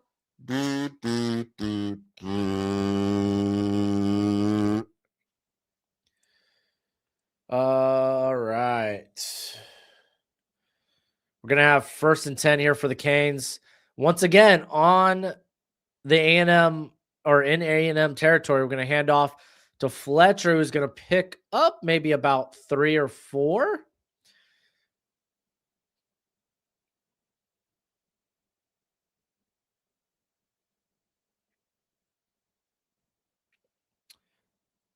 We got Skater Boy. The question is, would he leave Vanderbilt? He's been coaching there since 2021, and they just stole a 5-star quarterback recruit from Georgia, so it's kind of tough. All right, we got another handoff here to Fletcher, and they meet him in the backfield. Golly. Down at the A&M 45, it's going to set up 3rd and 8. That's Albert Regis.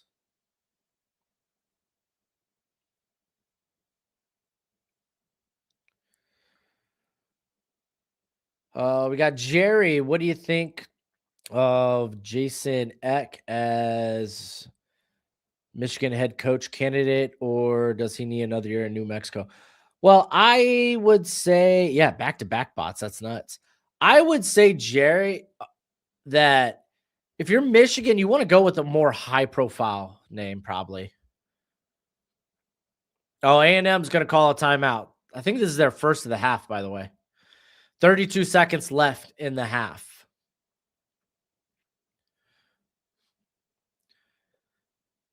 That's just the thing. I think A&M, they're going to want a guy who has proved it at the Power 4 level, or at the very least has been dominant in the group of 5, but I just don't think they're going to go with the group of 5 coach. And I know Signetti. Hey, he came from JMU and he absolutely flipped Indiana on their head from year 1. That's an unrealistic expectation, though. Unrealistic.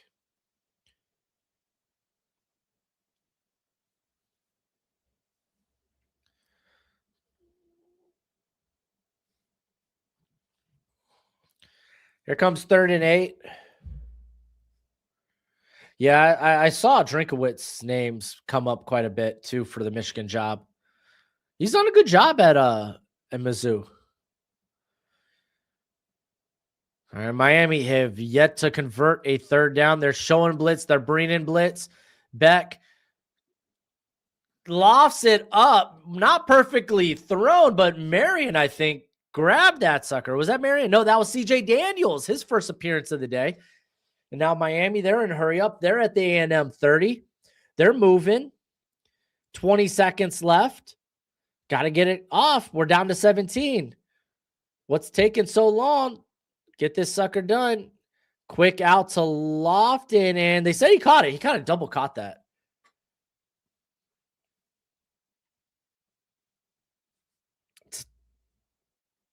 And now they're calling it incomplete pass. Yeah, he double caught that sucker.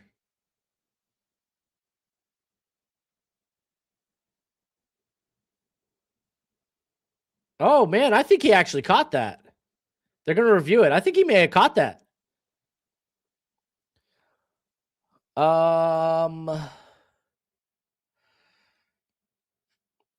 So Jake, I want to get to this comment real quick. Do you think, or does Michigan just stick and run until they pick next year's head coach?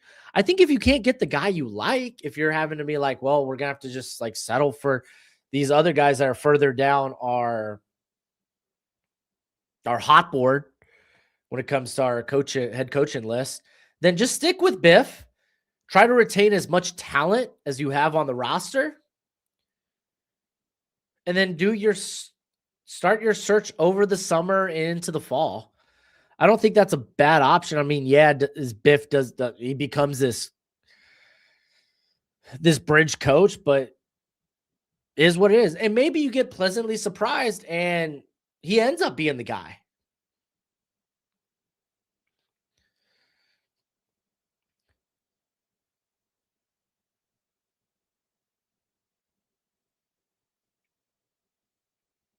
Drink hated on his wide receivers? I don't remember that.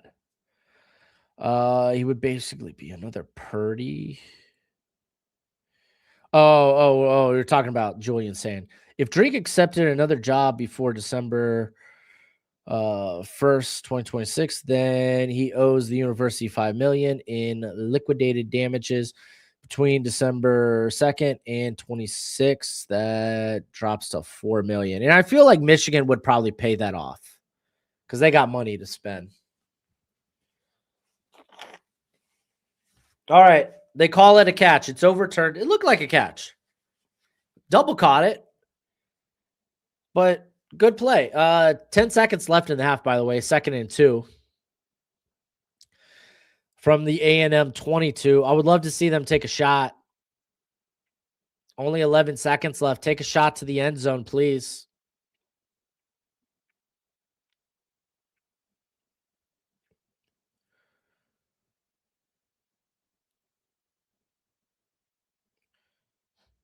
All right, we got kind of bunches up to the top.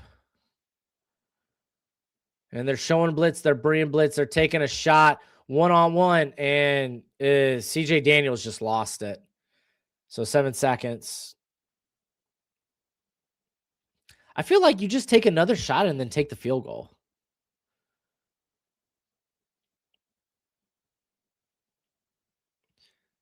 Just take another shot. Miami does have a timeout. So literally the whole field is in play here. You have a timeout. But I wouldn't mind seeing them take another shot.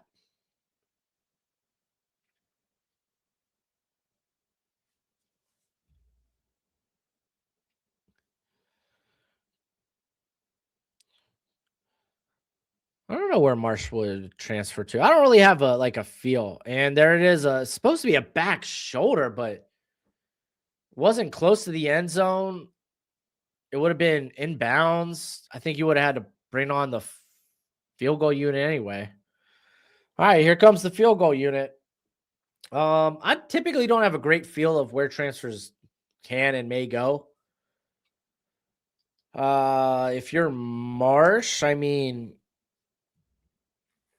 you'd probably want to go somewhere that you're going to have a winner. You're probably going to want to stay in the Big Ten or the SEC. Freaking wild. Wide right.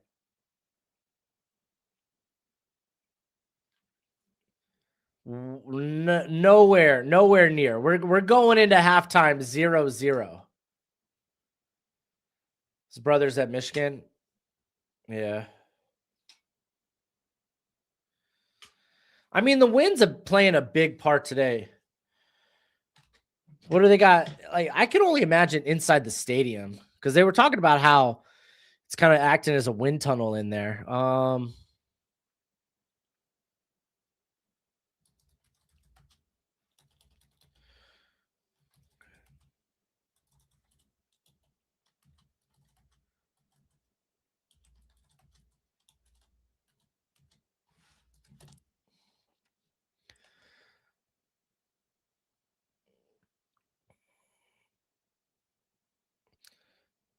Okay, well, they have it up to about 18 miles per hour inside the stadium. That's not terrible.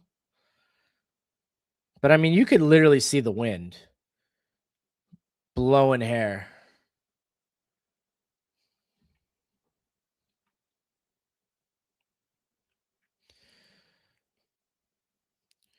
What are the analytics for Colton Hood? Well, he's got a pick 6 this year. Pretty nice. He's literally been the one saving grace in the defensive backfield for Tennessee. Let's see. I don't have his completion rate on me, so I'm looking it up real quick. Kind of waiting for some of these bowl games to wrap up. I probably won't add this year's analytics to my draft guide until after New Year's.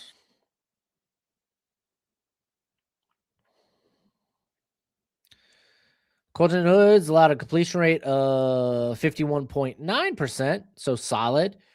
4 pass breakups. The 1 interception was a pick 6. Only had allowed 1 touchdown.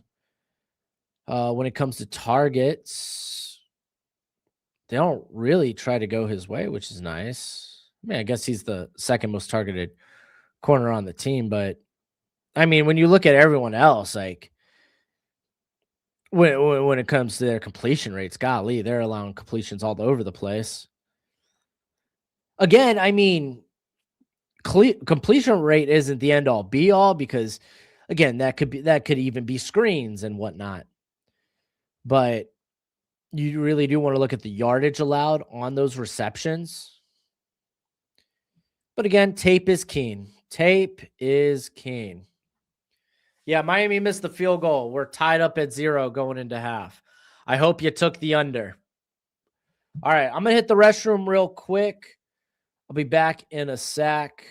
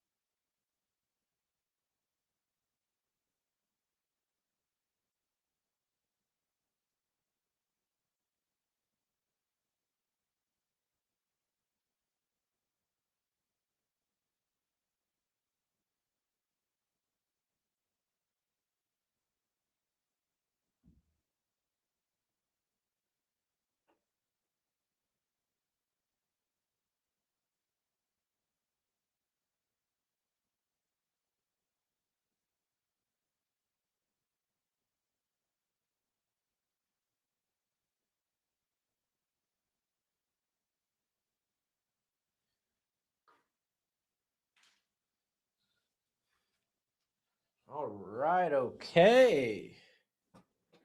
Yeah, the over on this game is screwed, bro. It's cooked. Nah, yeah, you could just upright ban the bots. I don't know if there's a process or a method to do that, but yeah, you could just outright ban the bots if you can. All right, while we're here, I personally want to we could take a quick look at the Senior Bowl roster.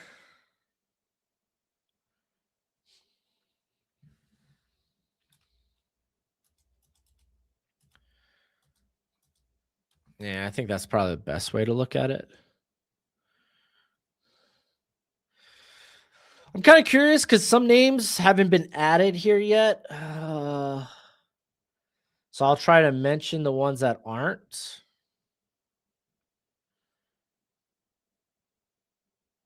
Yeah, they haven't added some of these names. But I think the Senior Bowl roster is actually looking pretty darn good. Honestly, so is the Shrine. And that just might be a testament to like the lack of depth in this class or the lack of high-end talent in this class, but also how tightly knit. Like there's a good quality of talent that's very close to one another. So a wide receiver, I think the Senior Bowl has knocked it out of the park. Jeremy Bernard at Alabama is a huge one. That's a guy that can potentially be a first rounder. They also bring in Elijah Surratt. I like that one quite a bit. There's some fun names here like Malachi Fields, Ted Hurst. I got to watch his film a couple of weeks ago. I like quite a bit of what he can do. I'm pretty sure Skylar Bell, didn't he accept an invite? Okay, no, he didn't. I don't have him as an accepted invite. Okay.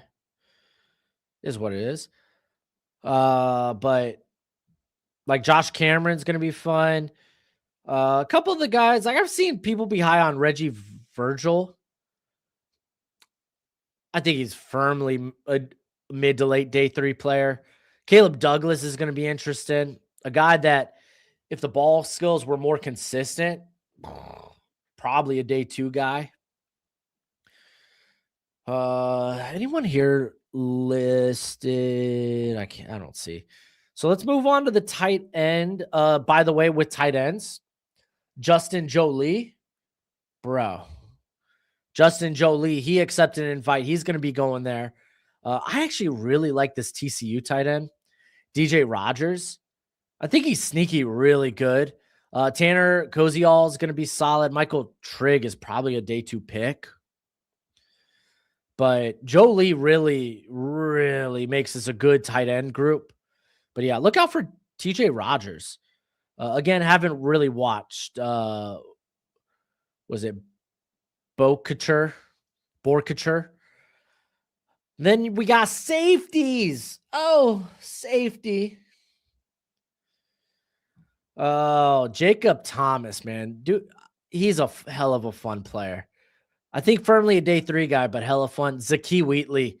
I love this guy. I say it all the time. When it comes to Wheatley, he has the most fumble recoveries that have been overturned and reversed. He just plays with a next level motor, good frame, good athlete. Bud Clark's fun player. You got Emmanuel McNeil, who's safety 2 for a lot of people. I think AJ Halsey, the LSU safety, also accepted yesterday. Hasn't been added yet.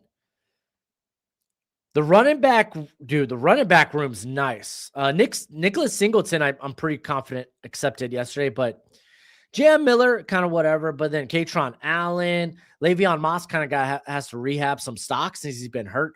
Jonah Coleman. If you're not new to the channel, I freaking love Jonah Coleman. He's my guy. I love this dude. Mike Washington's interesting. Just a big back that moves pretty well. Rasul Faison. An older player, but he's shifty. He can cut you up. He's comfortable in in tight quarters. Jamari Taylor also going to be older, but he's got some. I think he's a little bit better of an athlete than Faison. We go to the quarterbacks. I don't think we've seen another quarterback get added. None that I've seen just yet, but I haven't checked X today. So maybe there have, but you got Diego Pavia. You got Sawyer Robertson and Taylon Green. I'm really excited for.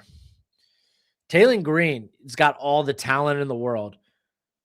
The decision making desperately needs cleaned up.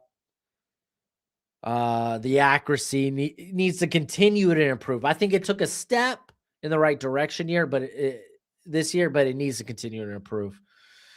K'Ron Crawford, he actually does drop back into coverage quite a bit for Auburn. Kind of wild. Gets after it as a pass rusher. I think he's firmly a day 3 guy.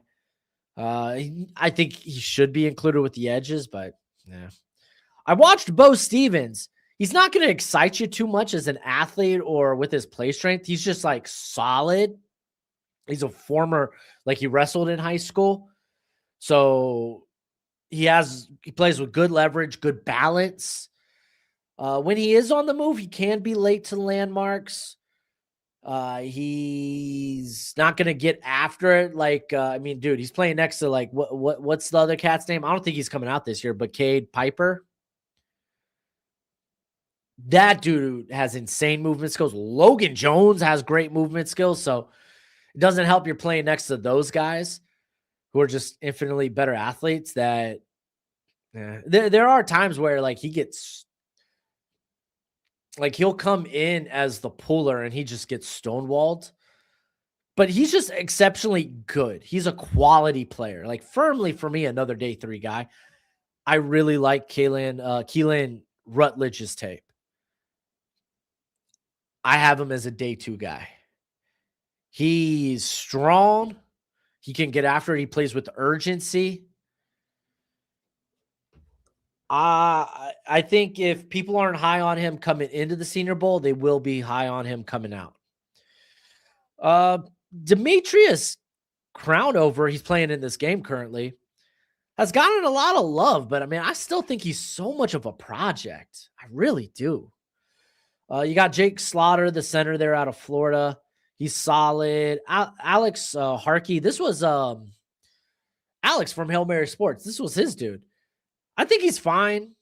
Again, another dude that won't blow you away with his play strength. Solid enough athlete to stay there out on island.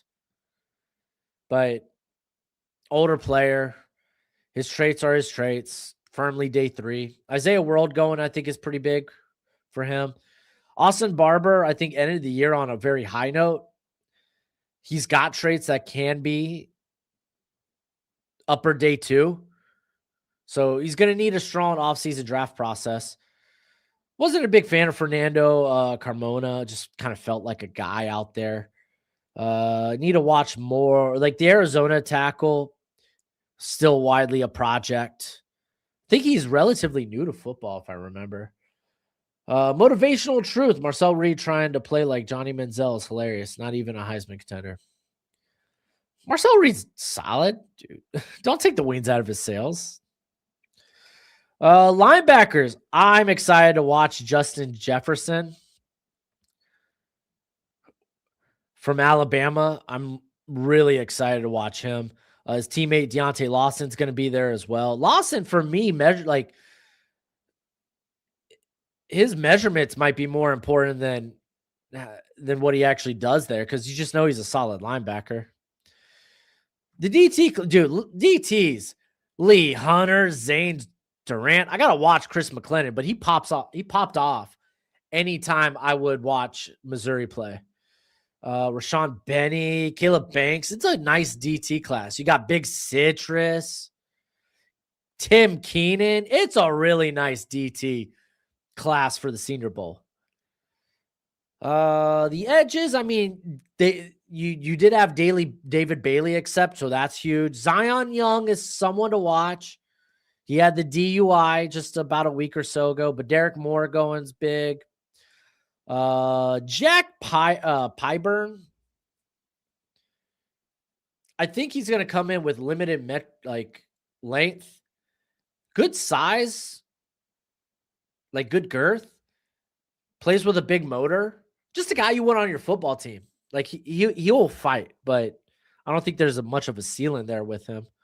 But TJ Parker's there. You got denied Dennis Sutton.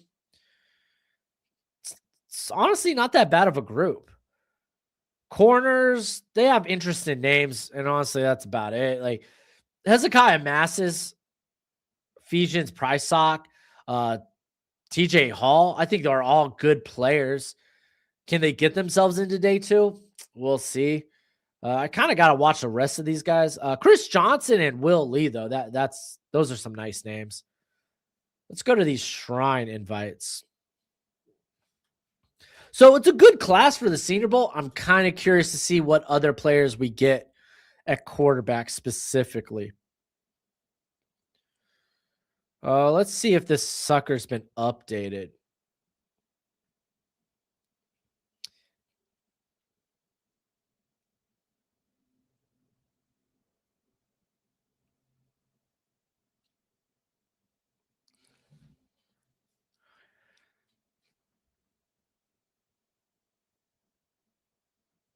All right. Plus. I think we're good with that. Let's do this by position. These are two good gets for the corner class. Amari Harvey was a guy I watched last season. He returned. He was solid this year. I think he's firmly a day 3 dude. Just good player. I like him in a zone heavy coverage. I think that's fair. Julian Neal has been very good for Arkansas this year.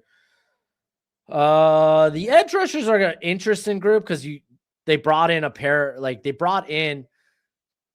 lot of guys with their counterparts. Like Wesley Williams is going to be there with Vincent Anthony, who popped off in that Illinois game. If you remember, if you were there for the watch along we did, and then he was in the stock report that week.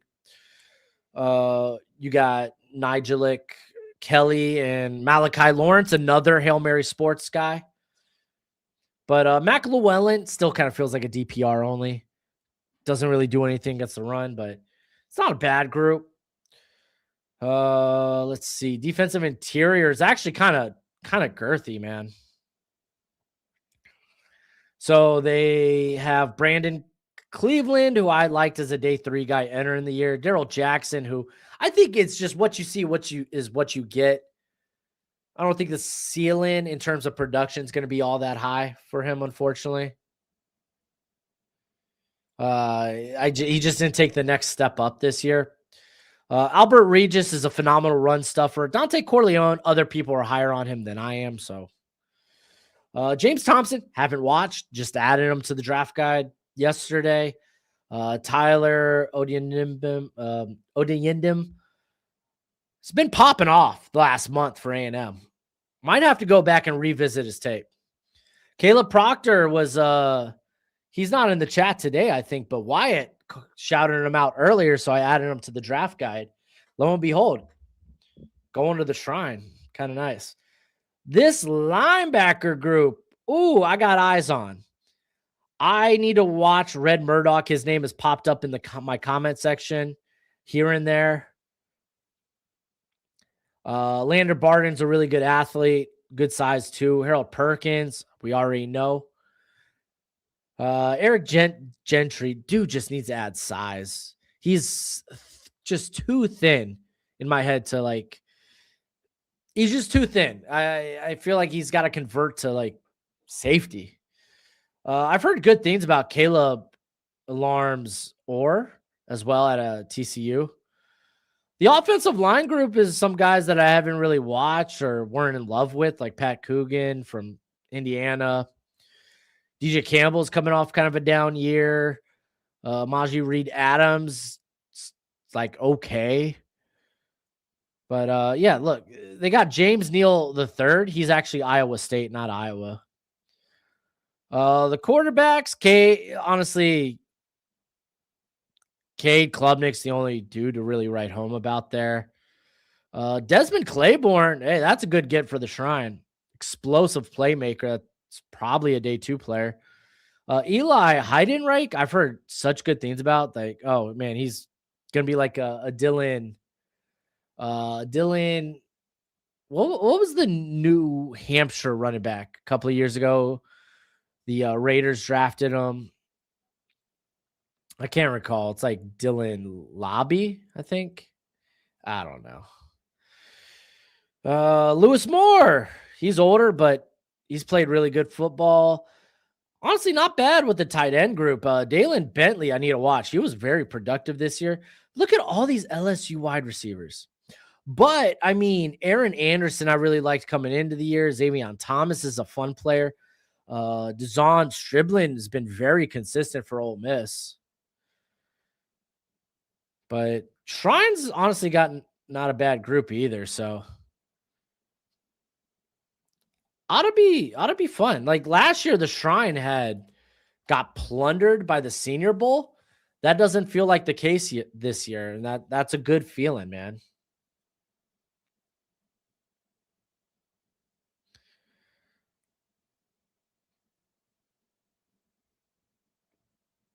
Let's see.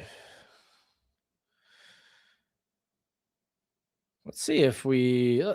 I'm kind of curious how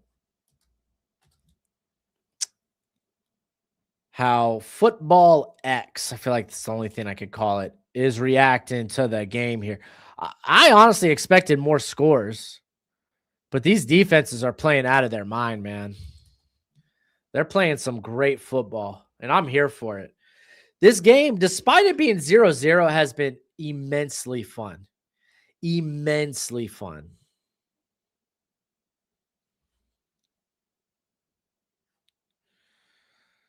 Let's see.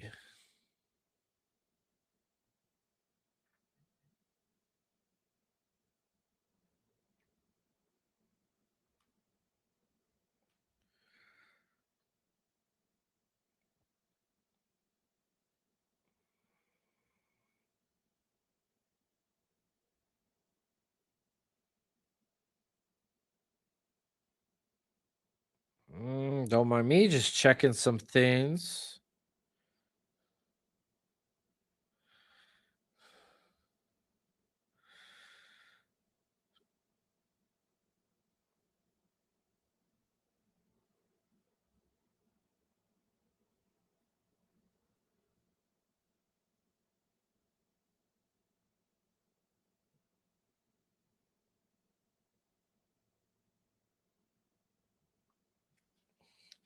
Be interesting to see what happens in the second half. It'd be interesting to see if we get some offense.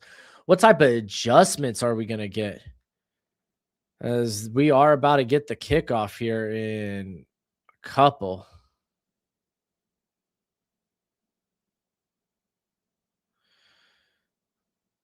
Oh, hold on. Hold on. I got to clap back on the X. Don't mind me for a second. Gotta clap back on the X.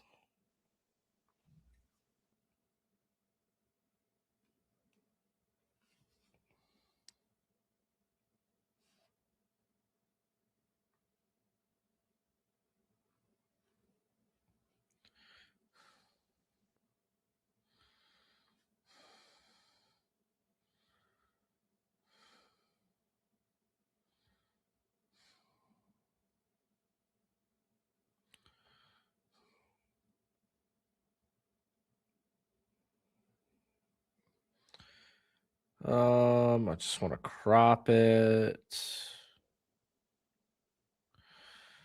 Apply, save, reply. There we go. First safety wins. First safety wins. Yeah, no kidding, right? That's what it feels like. All right, they're lining up for kickoff.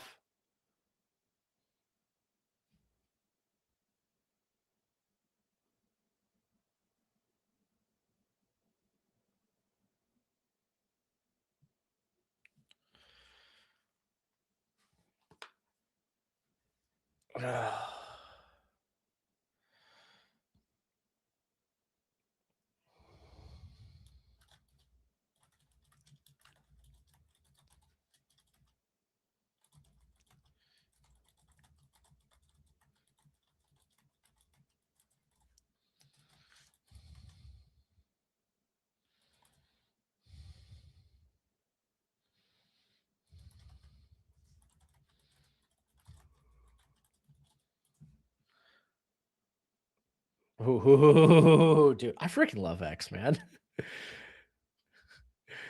Especially if you just take if you go to X and you're just looking to troll, it's kind of fun.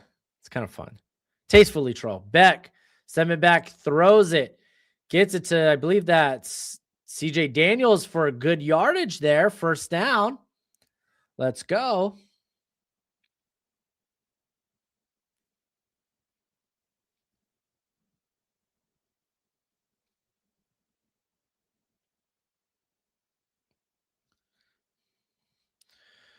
And gets it out again. Oh, what a move.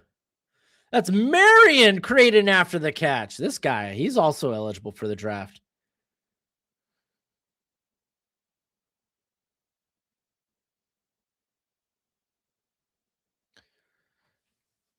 Okay, look at that. A little quick game to get things going. I don't mind it. I like it.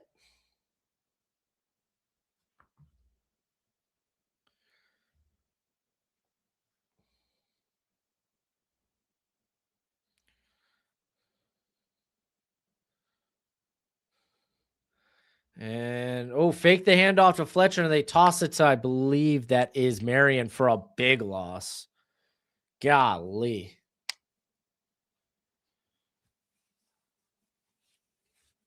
Eric, where do you see Raiola and Lagway going? I say Georgia for Raiola and maybe Houston for Lagway. I feel like Lagway is still going to go to a high-end power four school. Sorry, Houston. Georgia, dude, I think Gunnar Stockton sticks around. I don't think Raiola goes to Georgia.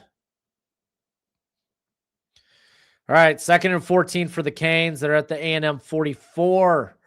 Let's try to gain yards. Oh my gosh, they got 4 wide receivers stacked. And okay, they go to Marion on the quick slant opposite the other way. So you had empty backfield and you kind of faked the screen. I kind of like that play design. I don't mind it. Set up the one-on-one. So it's going to be a 3rd and short. Can appreciate that. No, these are 2 great defenses. Let's not come on. We know all the talent on these defenses. Let's reel back. Especially when we're talking about offenses that have lit up scoreboards all this season. Let's reel back. Handoff. Big run. Mark Fletcher down to the 20, down to the 10. Big run. There we go.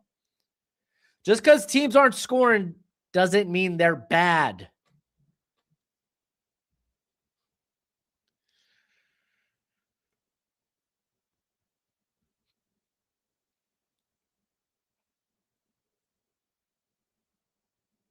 All right.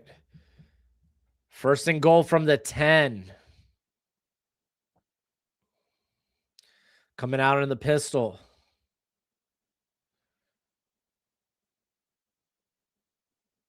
So A&M's calling a timeout. Got to slow the roll, slow the drive. Miami just rolling, moving, just chugging it. Gotta love it.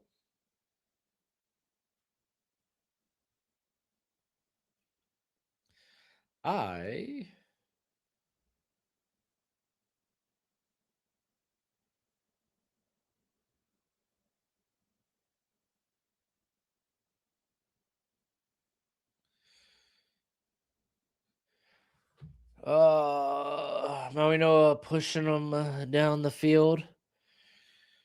Well, I mean, that run that broke for what, 24 yards or something came from the left side, actually. They're more of a gap team, so I don't think they had Maui Noah pull in or anything. Dude, their left tackle, Miami's left tackle is a big, meaty boy. What's his name? That dude is like freaking gigantic. He is Markel Bell. He's 6'9", 345. Utterly insane, man. Could Bama be in the market for a QB, or do you think Simpson stays? I don't know, man. Kind of depends on Simpson's playoff. It's off to a good start, honestly. Was it perfect? No, but I think if he could have a strong playoff, then he's probably gone, but we'll see. Miami's been in the red zone. This is their first time in the red zone today. Bama has, oh yeah, they like Russell. That's a good call, Jake. It's a good call. What was I looking at? Not quite sure.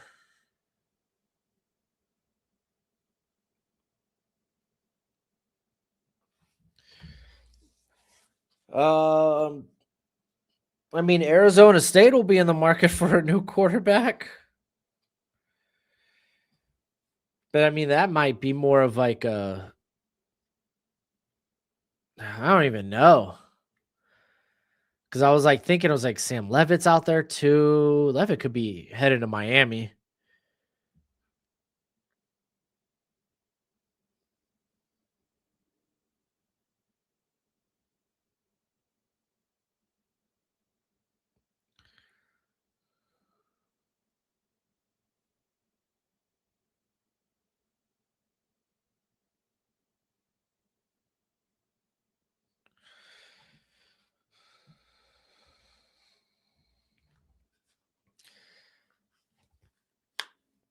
I mean, Sorsby, do you think Sorsby stays in the Big 12 though? Just go to like an Arizona State? That was the only pause that I had. All right, here we go. Miami. First and goal, I think officially can't get that first down. Yeah, first and goal from the A&M 10. Got a man in motion. It's a direct snap to Tony, who's going to be down at about they're going to mark him at the 7. So it's going to be second and goal from the A&M 7.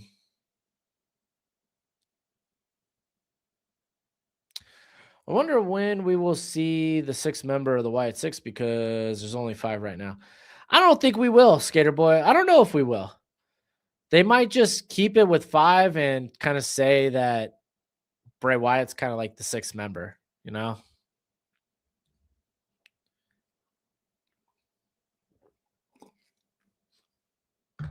Like, I don't know what their long-term plan is for him. That going to the end zone, and looks like maybe there was miscommunication between him and Marion.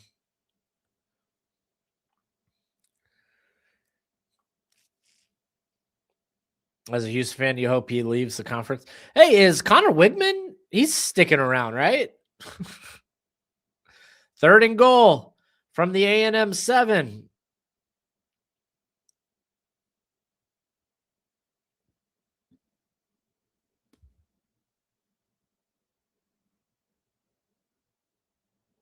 Now, they do have Fletcher back there. Could they see this as 3-down territory? No, they're going to pass it. He's looking. Beck's running. He's going to be short. He's going to be at about the 2-yard line.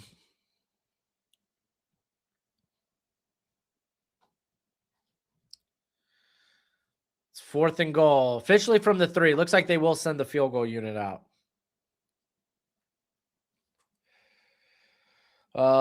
People keep saying Jed Fish to Michigan, but I don't want that dude if his scandal is true. Does he have a scandal going on right now?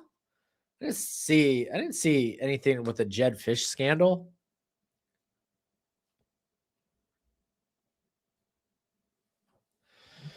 There it is. First points of the game. Hurricanes score a field goal and go up 3-0.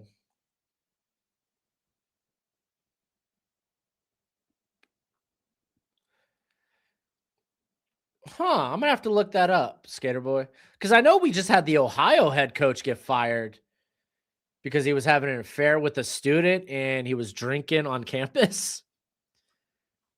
Allegedly, because I do think the Ohio head coach is disputed the claim. because he was fired with cause. So he's disputing it, trying to get his buyout. No, I still don't think Menzel would work out. He had a lot going against him. I think he was a fun college player, but I don't think that style would have worked in the NFL. But I mean, we'll never know. That's just going to be a what if. All right, I'm looking up this Jed Fish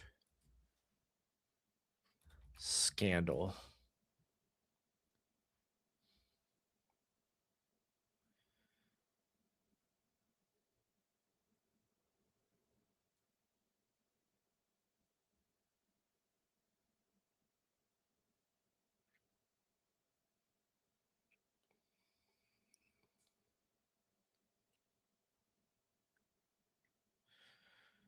I don't see anything that says that. French just woke up to this trash game. Dude, this has been a great game. Well, if you've been watching, I know it says 3-0. This has been a very exciting game. I've had a great time. This isn't like your Iowa slogfest type of defensive game. This has been a very exciting game.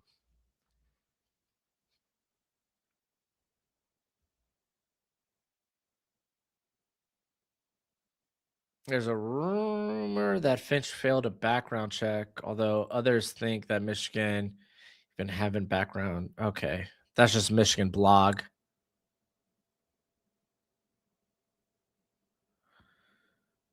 There's barely anything on it. There's stuff on YouTube that says that he's out of the search because of it. Okay. Frenchie, you want A&M to lose? Hey, I just want a good game. But no, I'm a Hurricanes fan. Of course, I want the Hurricanes to win. But I really like this A&M team as well.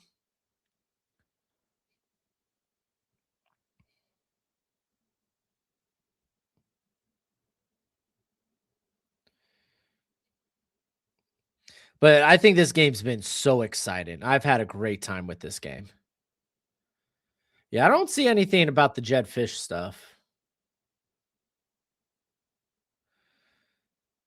So yeah, I mean, I don't want rumors like that. I don't want to. What's the word? I don't want to give credence to rumors if they're just rumors.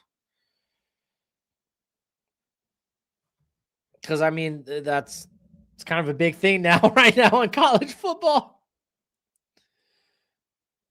Did I unhide the bot? Oh, that's because I was going to do it too. My bad. That's because I was going to hide it as well. I'm sorry. I feel like the Texas might pull away if they get a TD next drive. I feel like a touchdown probably results in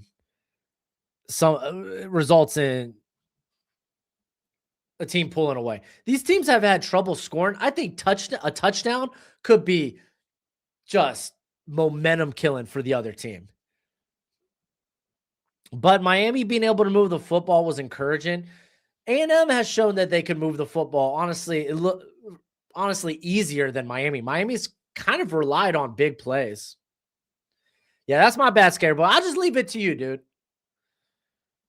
Oh, we got finally Casey Concepcion getting the ball. I think it's his first time. Oh, no, Miami defender down.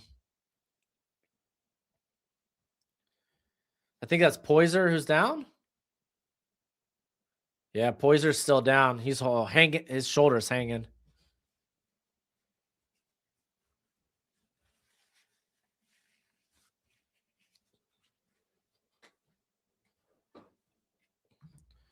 Oh, shoot, dude.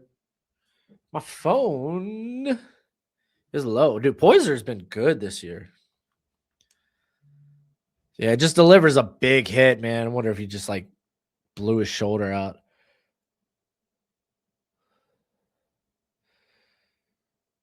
Oklahoma just can't win on the playoff. They blew it last night. Yeah, they did, Izzy. Dude, blew a 17-0 lead too. That was wild. Listen. So I'm watching the game. It's 17-0. I get in my car to go take my wife out to dinner for her birthday. I'm playing the game in my car, and I see Bama scores a touchdown. I was like, okay, cool, good for them. I'll I'll just watch the game once we get to the steakhouse. And I walk into the steakhouse. It's tied up at 17. I was like, during the course of a car ride, Alabama scored 17 unanswered. Wild. Yeah, turnover's still a thing in Miami.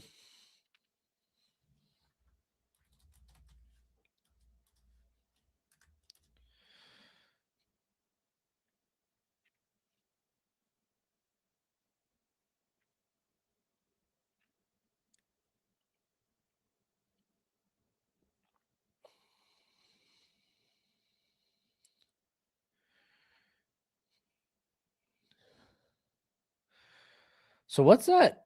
Nick Sheridan is leaving Alabama for MSU. Is he? They probably play the song at home games. Did you see that move come in by Pat Fitzgerald? Isn't Sheridan a Michigan native? All right, we get a handoff here for the first down. That's by Owen. No, that's excuse me. I believe that's Moss. It's Moss. He's their OC now. Did that just come out? Okay. That's a nice pickup.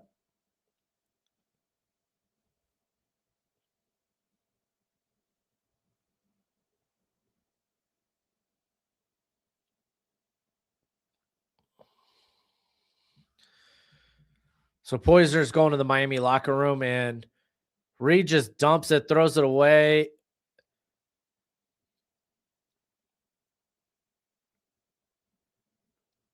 Yeah, all right.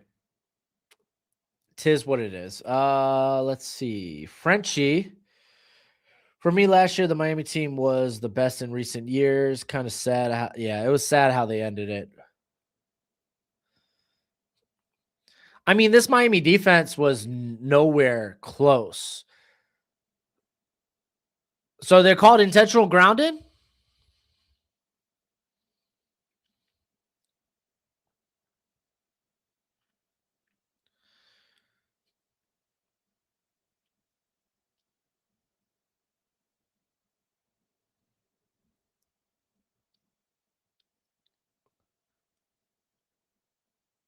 Okay, so they did call intentional grounding. So it's going to be 2nd and 22. Oh, he's from Maine, but he played at Michigan. Oh, okay. That's my bad. He dumps it to Owen, who makes a couple of guys miss. He's trying. I mean, he ends up gaining like 4 or 5 yards. He tried. He tried to make something work. It's going to be 3rd and 17.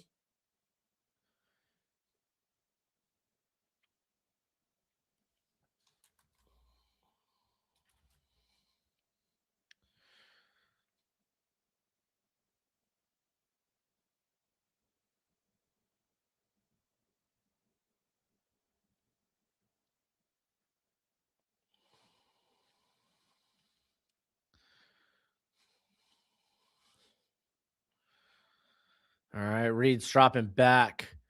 He's going over the middle and he overthrows. It's intercepted. It's going the other way. Down to the 40, the 30, the 25. Whoa, no. Big overthrow. I don't know if he was expecting his receiver to sit on a route. Oh, the tide is turning. It's shifting. Yeah, let's see it from this view. I'm curious if he was expecting his receiver to sit.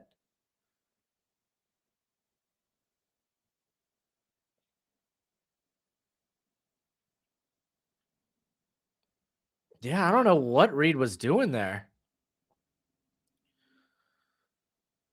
That's just a bad throw. That's just a bad throw.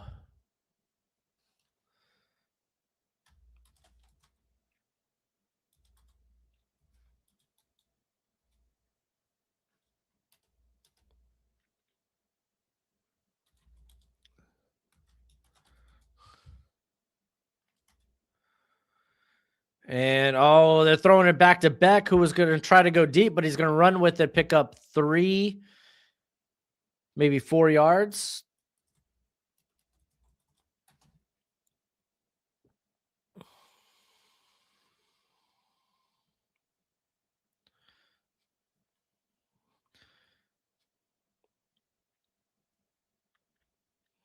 Dang, dude.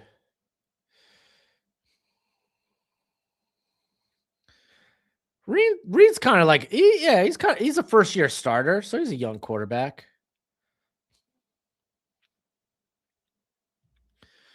And we're gonna get a handoff here. That's Pringle picking up a couple.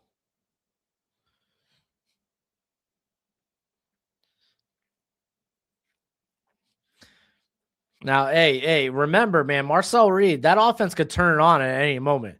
Never forget the third quarter of the South Carolina game.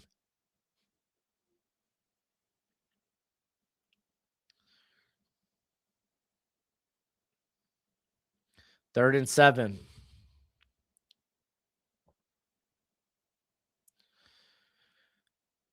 Going over it, and it's tipped. It was a forced throw anyway. That could have been bad. A&M making a big stop here. We'll see if we can get the field goal. Streams behind, is it?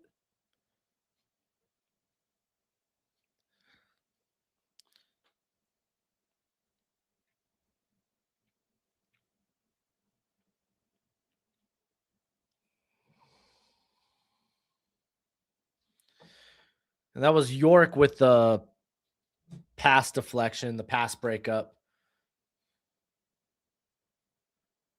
I don't think it's two terrible offenses. And freaking doinks it!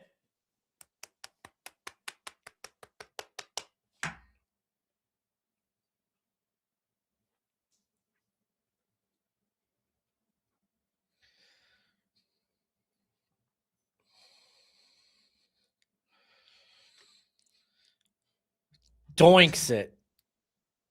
Freaking doinks it, man. What, that's the third missed field goal by Miami today, right?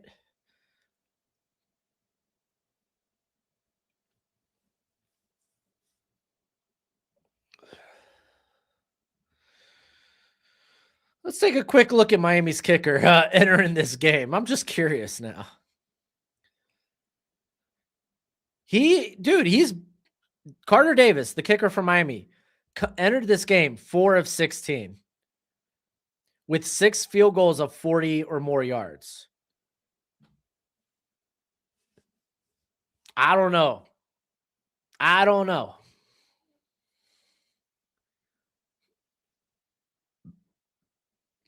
That's wild.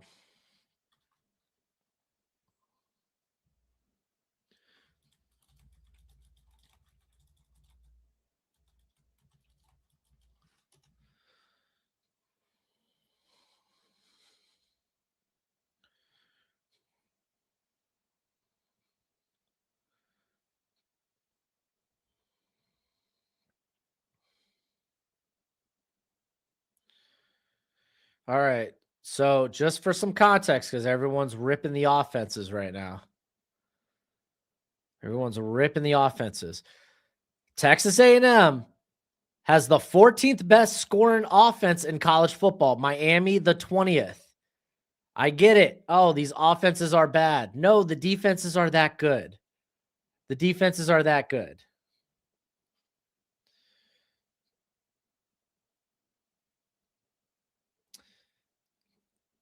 Hey, Logan, I want the Hurricanes to face the Canes too. One of my best friends is a big Ohio State fan. We're going to get smoked, but best believe that whole week until we get to the game, I'm talking as much trash as I can because I know I won't be able to during the game. I don't know who Miami's backup kicker is. NCAA needs to give destroying his eligibility back so he can play college. It's better than 95% of college kickers. Might be. I'm just saying, kicking field goals in games a little different than just, freelancing. Didn't he hurt himself? Like, didn't he play like XFL or something and he got hurt? Or maybe it was Arena. I don't know. Kicker is sports betting, I'm telling you.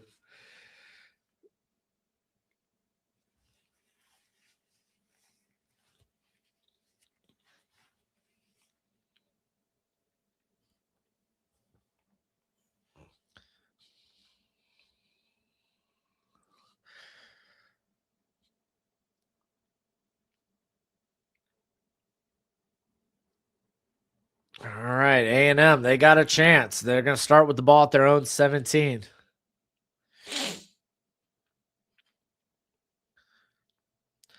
And we're going to get the handoff here to Owen for 3 yards. It's going to be 2nd and 7. Yeah, he tried to hit a returner like he was Ray Lewis and hurt his neck. Oh, okay. Was that in XFL? Or was it like arena?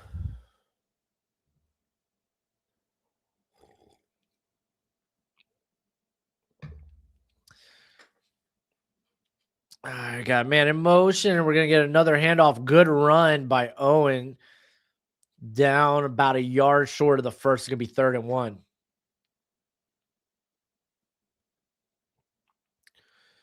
Who gets drafted first? Miami's kicker or Diego Pavia?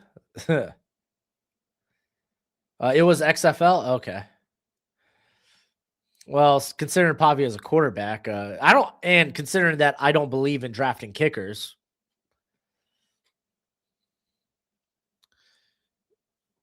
The total in this game is about to be 7.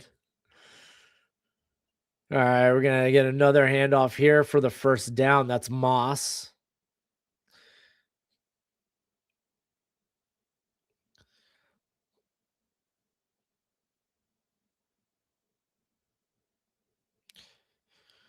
Yeah, I mean, dude, Miami has a shot. Oh, dude, Le'Veon Moss he's limping off the field. He's pissed. He's frustrated. Hopefully, it's nothing serious. He looks mad, dude. In my hopefully it's nothing that keeps him out of the Senior Bowl. You don't want that for his offseason draft process. Fake the handoff. Here comes pressure. Reed scrambling. He's gonna tuck it and run in. Great tackle. That's Keon Scott with the tackle. Brings him down. Officially a sack. 2nd and 11 for the Aggies. Yeah, the thing is, it's Miami's defense. That's the only way that they're going to stay in a game versus Ohio State. And Ohio State, dude, they had so many opportunities to take the lead in that game against Indiana. You had the 4th and goal play where they don't get it. You had a missed field goal. They had opportunities in that game. All right, here comes 2nd and 11. Man in motion. That's Craver. Reed dropping back. Pressure picked up. And he's just going to dump it down to KC Concepcion. Ooh, no. They're asking for a flag because Concepcion got thrown to the ground when he was out of bounds. They're wanting a flag. They're not getting the flag.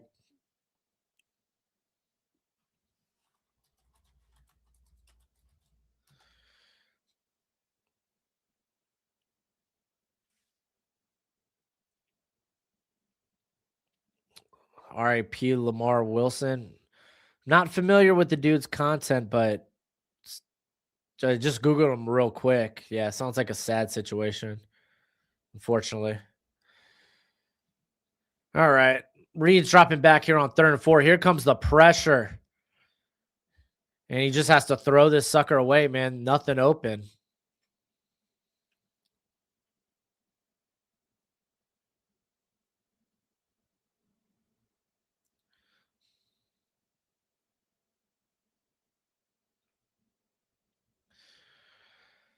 So Miami's going to get the ball back. This is nice. The defense coming through, coming in clutch.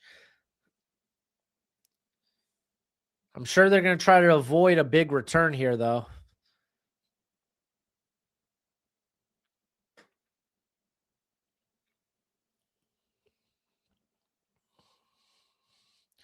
And it's another line drive. They're going to give them an opportunity.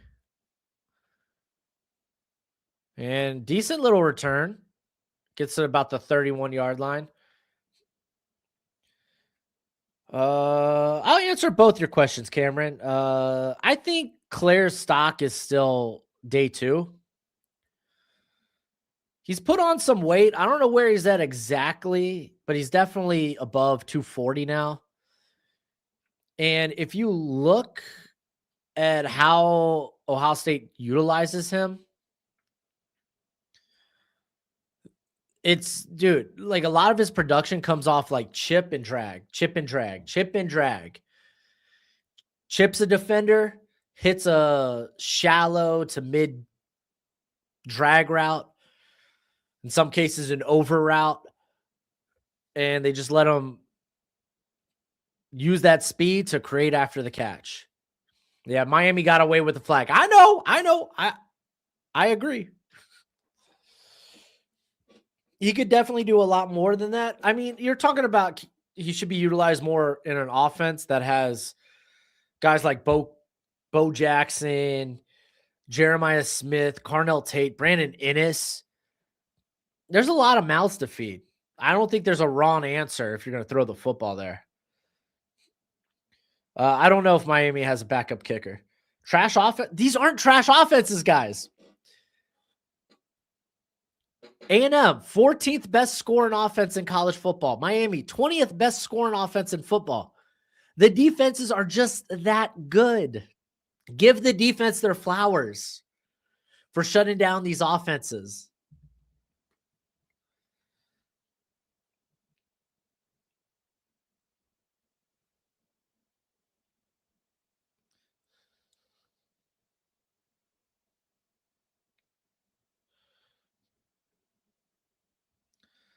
Let's see. Reddit College Football just posted MVP of the playoffs so far, the wind. It's bad when the announcers call it out and they normally miss flags. Yeah. Two strong defenses is just Miami's kicker can't hit water if he fell off a boat. That's hilarious. I love that. I love that phrasing. I love that phrase.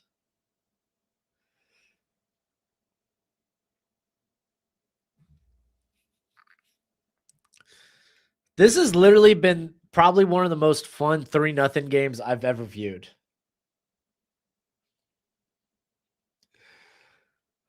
I'm immensely entertained.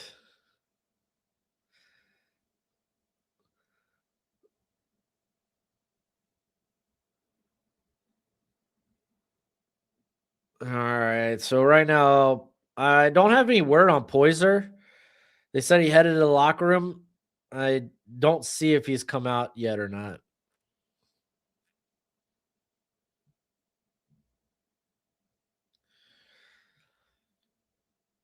Oh, Fletcher with a strong run down to the Miami 45 after a 13-yard gain. Nice. If Notre Dame had a QB that had thrown a pass in NCAA, they would have easily beat both these teams. Well, they didn't. I don't know what to tell you. They didn't. Matter of fact, they lost to both these teams. I don't care if they could beat them now. They didn't do enough to get into the playoff, is what it is. Now, the college football committee did them dirty the whole season by having them out in front of Miami, out in front of Alabama. Oh, they got A&M's got a player down. Fletcher's trying to get people out to come help the A&M player. And that's Albert Regis, who's probably the best run stuffer for A&M.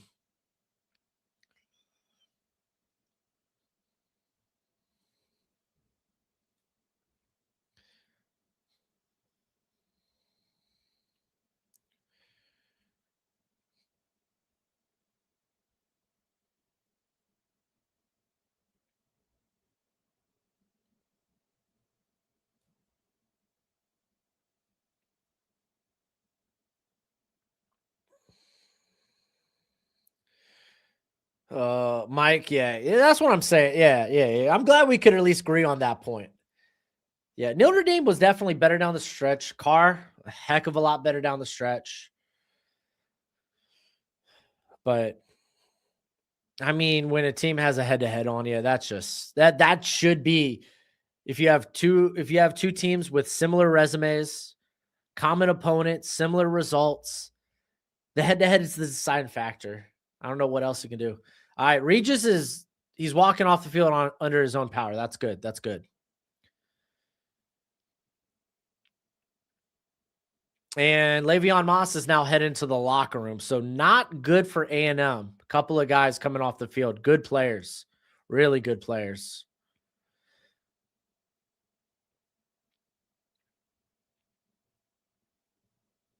My high school teammate is the DC for A&M. So proud of him. That's sick. That's awesome.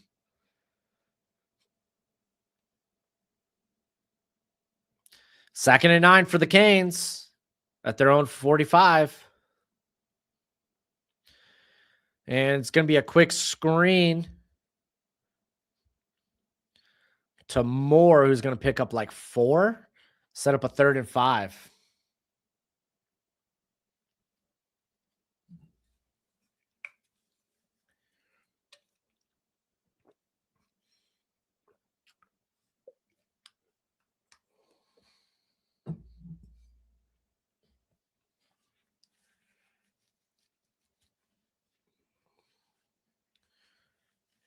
All right, here we go. 3rd and 5 for the Canes.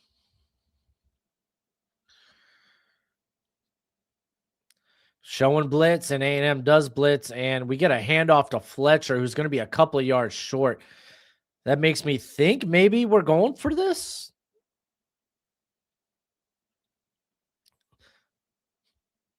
I mean, why you hand off on 3rd and 5 unless you're going for it?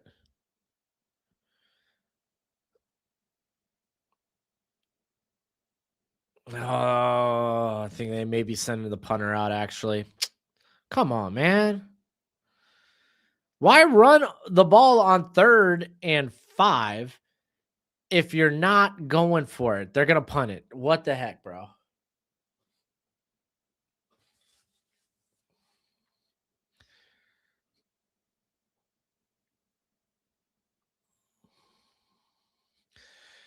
And Miami takes the delay a game. Okay, whatever.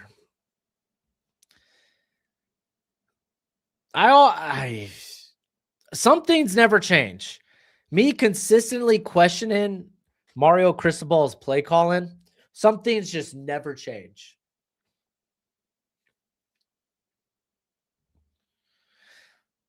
I guess what? Just trying to play the possession game, the clock? Okay.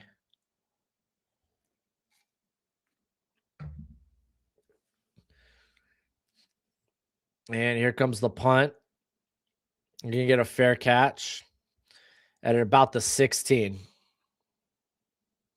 Hey, Broshmo, you could always have Kevin Patullo. Nah, dude, he's already screwed me in fantasy, bro.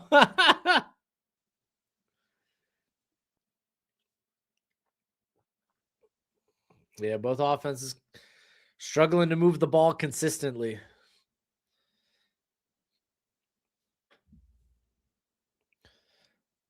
Oh, man.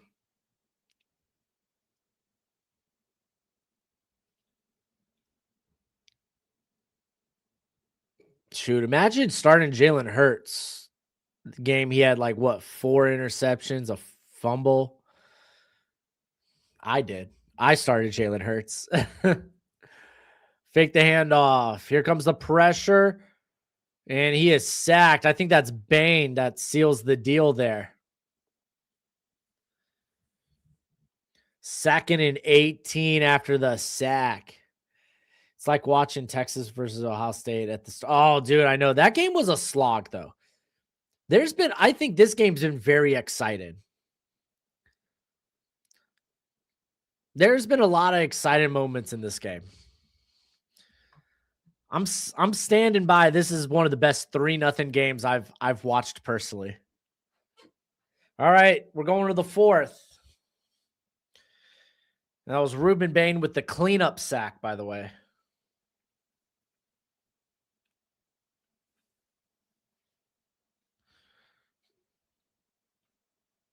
Yeah, Ohio State, yeah, that's not fun having those struggles in the red zone. And that's basically what cost them against Indiana. Because Indiana, they were kind of playing a bend don't break. And they didn't broke. They didn't broke. They didn't break. In your opinion, and this is coming from Logan, who has the better chance of beating Ohio State, A&M or Miami? I would say A&M just because I feel like their offense can do more when Reed is on. But if I'm being honest, man, I don't think either team has a great chance. But never say never, because again, these defenses are insane. But so is the Ohio State defense, unfortunately. And that's how they've played. They played during the regular season. They grind games out until the offense just pulls away. It may not have happened that way against Indiana, and that was the first probably high-end competition they faced all year. But I expect Ohio State to be prepared, be ready. Imagine if Arch played versus Ohio State like he is the last 5 games. Yeah, too little, too late. Hey! Don't forget though. I mean, Georgia pounded that Texas team. There were so many drops in that game. I felt bad for Arch. Who's your highest rated individual prospect? It's probably going to be Caleb Downs. Light switches with an ACC chant. Yeah, Wingo hasn't had a great year. But to be fair, DeAndre Moore hasn't really been on either. I expected him to take the next step, and he's had some good games here and there, but I expected him to be a little bit more part of the offense. Livingstone really emerged for Texas this year, though. And then injuries, they got injuries going down the stretch.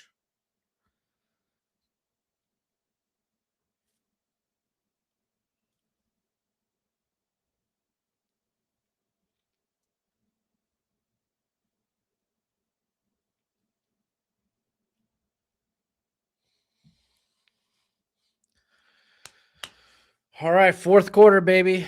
Fourth quarter.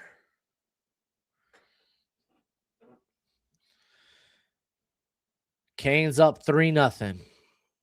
Can they hold on? SEC's overrated? Nah, SEC's good. I don't think they're overrated. Here comes 2nd and 18. Reed dropping back, slings it, gets it to that's Bethel Roman for a really good gain to make it a 3rd and very manageable. Maybe a 3rd and 4? 3rd and 3 officially.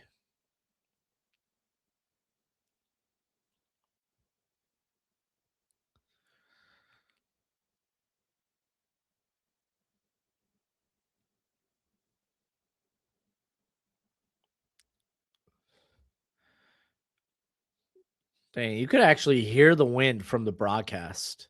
That's wild. All right, empty backfield. Here comes a twist.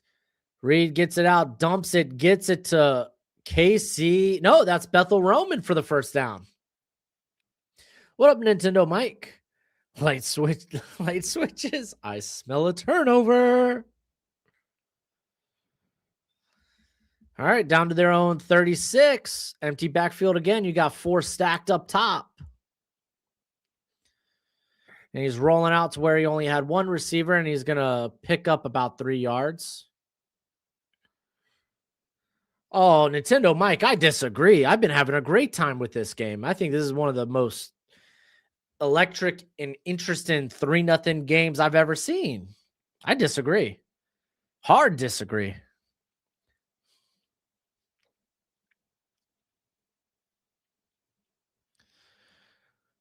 All right, we got Owens lined up to the left of Reed in the backfield. You got Concepcion in motion, and they hand it off to him. He's going to pick up about 3 yards. Officially 2 yards. Going to be, no, 3 yards. It's going to be 3rd and 5.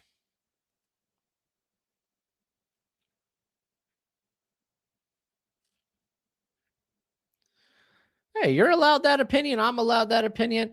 We've seen the offenses spark at moments. It's not like it's been utterly no offense. It's just these teams can't score. Can't wait for the Ole Miss miracle run, says French. All right, Miami stacking the line, mug front. You got Trips up top, tight end lined up down low. Reed dropping back. It's a screen to Craver, who's going to get it. And we get a pile up on the sideline.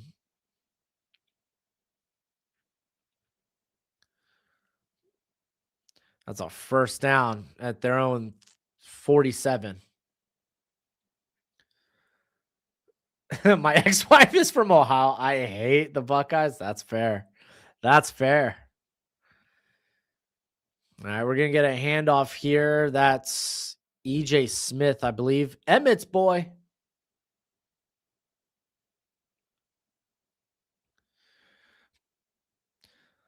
Both teams need a new game plan for Ohio State. Well, they're not going to go into that game with the same game plan they would this game.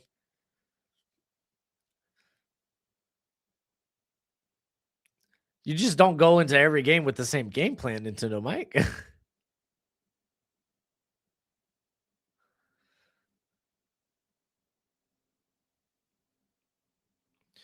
All right, KC Recepcion fake the wide receiver end, and they actually throw it out to KC Concepcion for about 6 yards there.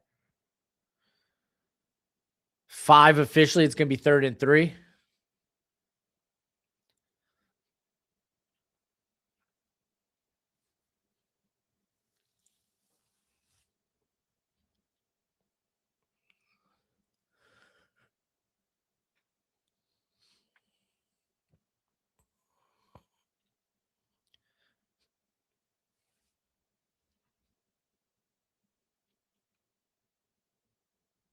Oh, there was motion.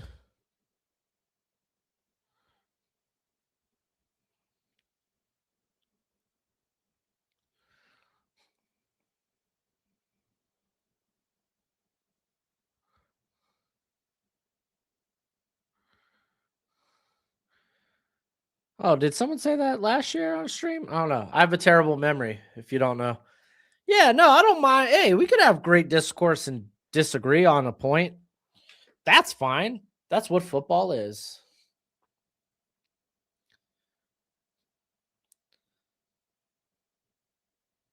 All right, so easy first down there after the offsides. Fake the handoff. Here comes Bain, but Reed scrambles out. Wide open, KC Recepcion. They're saying he caught it. Honestly, if Reed could have got a better throw, that's probably a touchdown. Golly.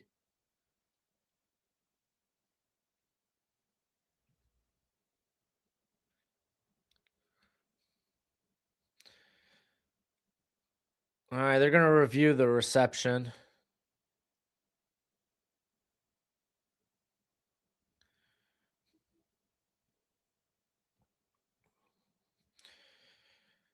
Let's see, Spartan.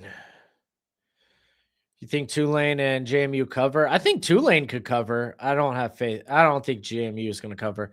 I think Oregon saw what they personally saw what Ohio State did last year. And I think they're going to want to hum the engine on that offense. Yeah, whoever, I don't know what full bet the over. Lol.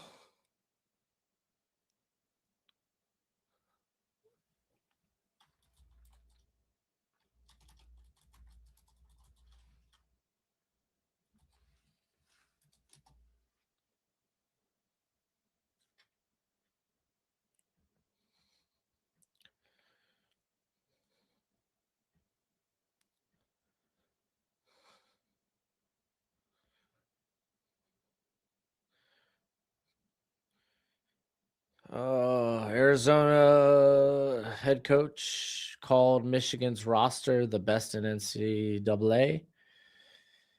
Yeah, but he also signed a 5-year deal just this morning.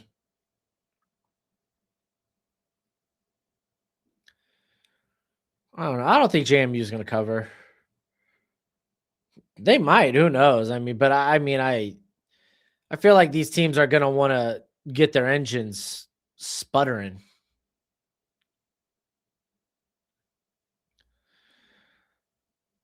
I think they're going to want to get their offenses rolling. Thoughts on the new rules being added next season? I don't think they've made any decisions as far as new rules yet when it comes to college football playoff. I think what you do for next year is conference champions should get an automatic bid if they're ranked in the top 15. That way you can avoid having to put, well, for one, you avoid having to have a mandatory 5 conference champions to have an automatic bids. That should make room for more at large bids. So I think that would be a good rule. But then also the group of 5 will get its automatic bid. That's just the thing.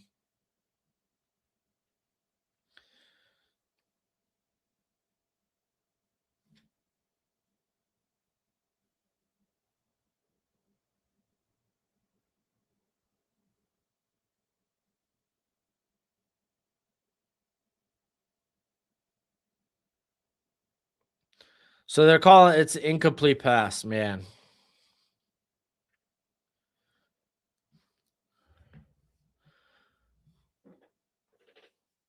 Tell Notre Dame to join the Big Ten. Nah, dude, they want to stay independent, man. All right, we're gonna fake the handoff, get it out quick, and he misses Casey Concepcion. It's gonna set up 3rd and long, 3rd and 10.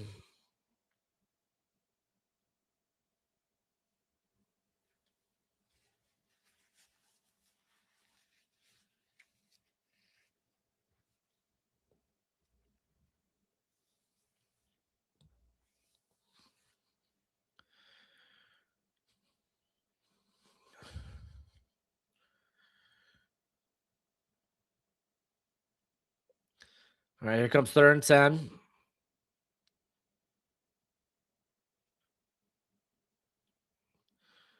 They got Concepcion in motion. Gets it out quick, dumps it to Bethel. Roman, who should have the first. Where they get? Yeah, they're gonna spot it past the first. That's the first down. Well, I don't care if Duke's sitting at home thinking they should be in there instead of Miami. Why? Don't lose 5 games. All right, so they're going up tempo.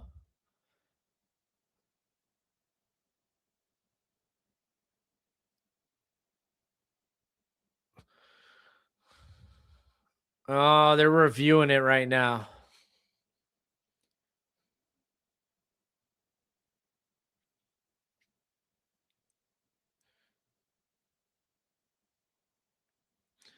No, he got that first. I think he got the first. Oregon's not that good to me, in my opinion. The QB is overrated. I disagree.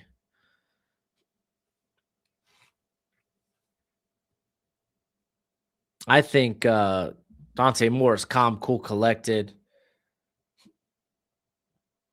does things well. Like when he's on the move and has to check down, he's a little inaccurate, but he's got a good arm. He's made big throws when he's had to. You could go to like the Penn State game. You could go to the Iowa game. I think he's good. And I mean, that team's going to be getting a lot of their pass catchers back. I think Moore's back for this game today. Gary Bryant should be there today. I don't know what the status is on Evan Stewart.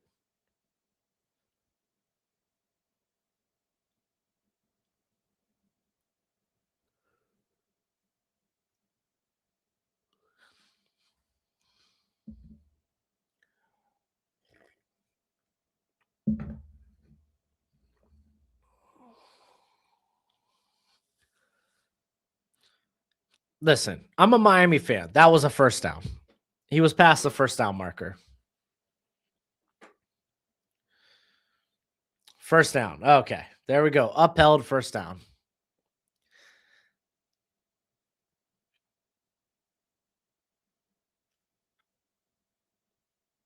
I love the broadcast was like, and now they're in what would ordinarily be called field goal range. Dude, just taking shots at these kickers, bro. That's wild. All right, we got 1st and 10 from the Miami 30. Oh, you got Owens lined up to the right in the backfield.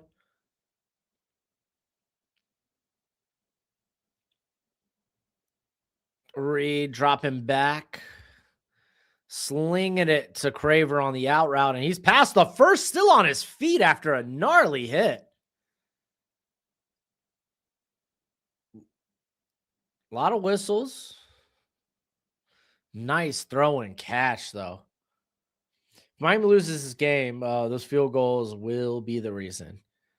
It'll be a part of the reason, but I mean, if you allow a touchdown here, I mean,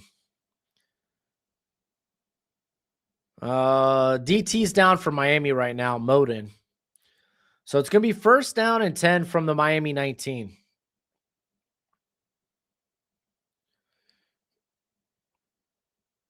I don't really follow hockey, so I couldn't really give you a good answer.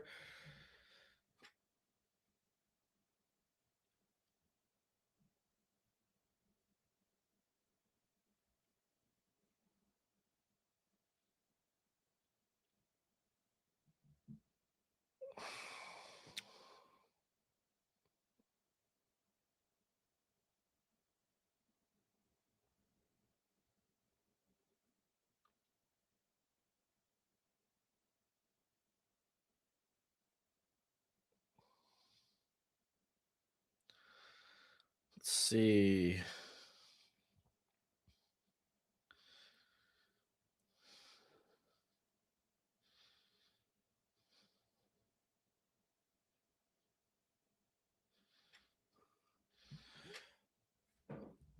I'm not a hockey hater. I just watch football all the time.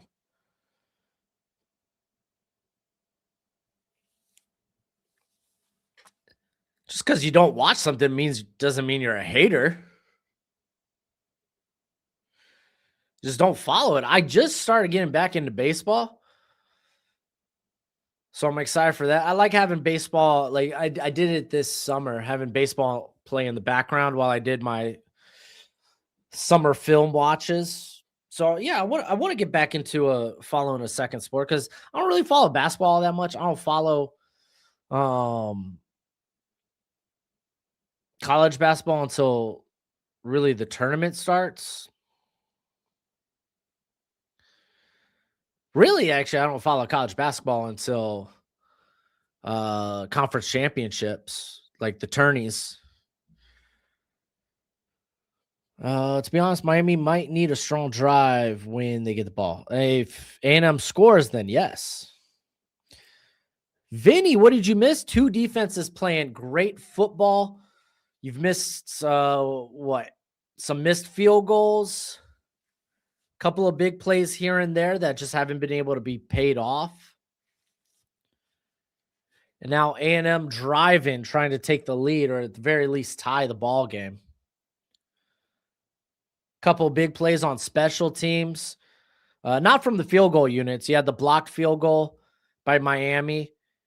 The big return from Malachi Tony, excuse me, that ended up being a missed field goal. So like, phew.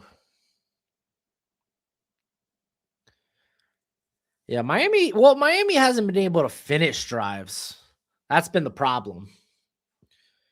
If Miami could finish a drive, that would go a long way.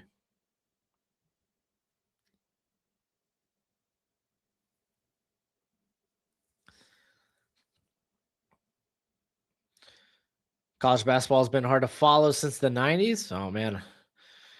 I mean, once I started going full time on the YouTube channel, I solely became like just football focused and oriented. I stopped following everything. I kind of fell out of love with the NBA. I used to love following basketball. Baseball was more of a slow burn where because the Marlins just suck every year. Like every year is a rebuild for the Marlins. They were a little better this year. They were in it for far longer than they were normally. Who should Miami go after for their QB1 slot next season? Honestly, I wouldn't mind DJ Lagway. Oh, here comes a sack. Let's go. And that's Akeem Mesidor. Mr. Bull in a China shop. Get into the quarterback.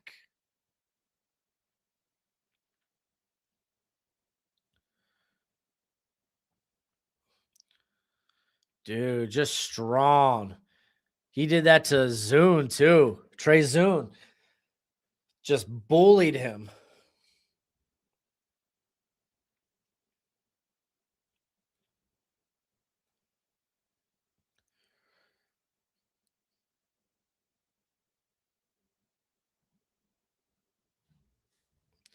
And they're just going to hand this sucker off.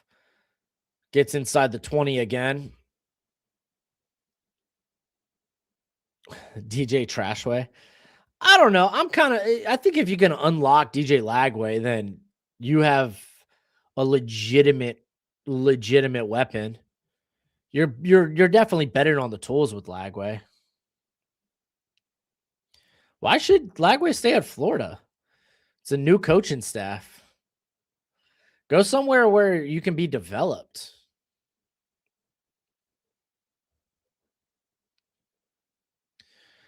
Oh, the tight end dropped it. Oh, it was like a tight end screen over the middle, and he dropped it. Orchard just tossing that sucker up. They said the same thing about Anthony Richardson.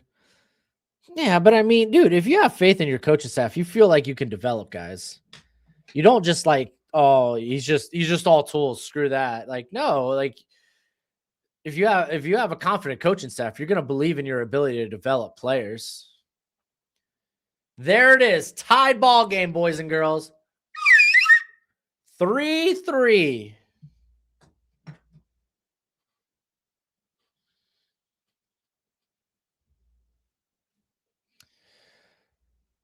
Again, Brandon, you have the 14th best scoring offense taking on the 20th best scoring offense. These aren't bad offenses. They're very good defenses. All I'm saying is if you think these are terrible offenses, then you literally think 85% of college football has bad offenses.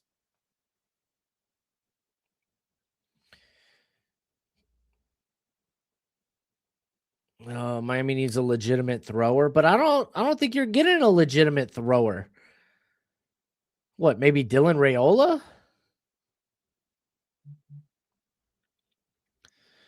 Because like Brendan Sorsby, I know some people are high on him, but dude goes hot and cold as well. Like it's not like he's got great accuracy.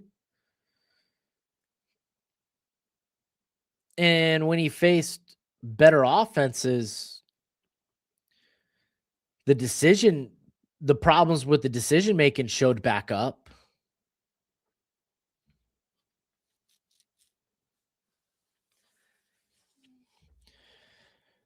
Brandon, you're used to watching the NFL. Bro, dude, the NFL, you're talking about the best of best when it comes to college football. You're talking about way more discipline.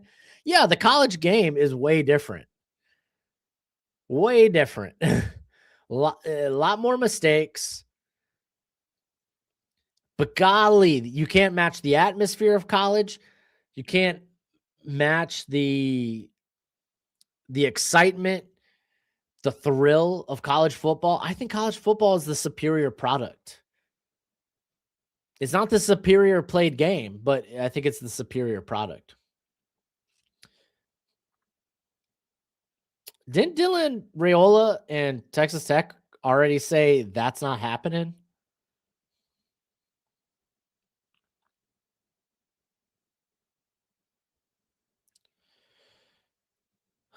Beck is not it. Well, Beck's not coming back next year. I don't know why we're talking about Beck.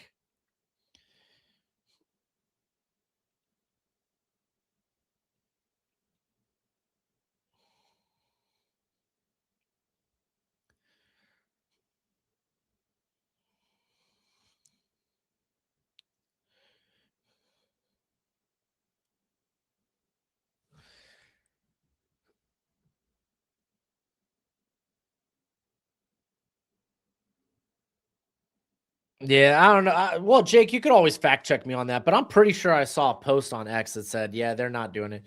Sam Levitt's also a hot and cold quarterback when it comes to accuracy.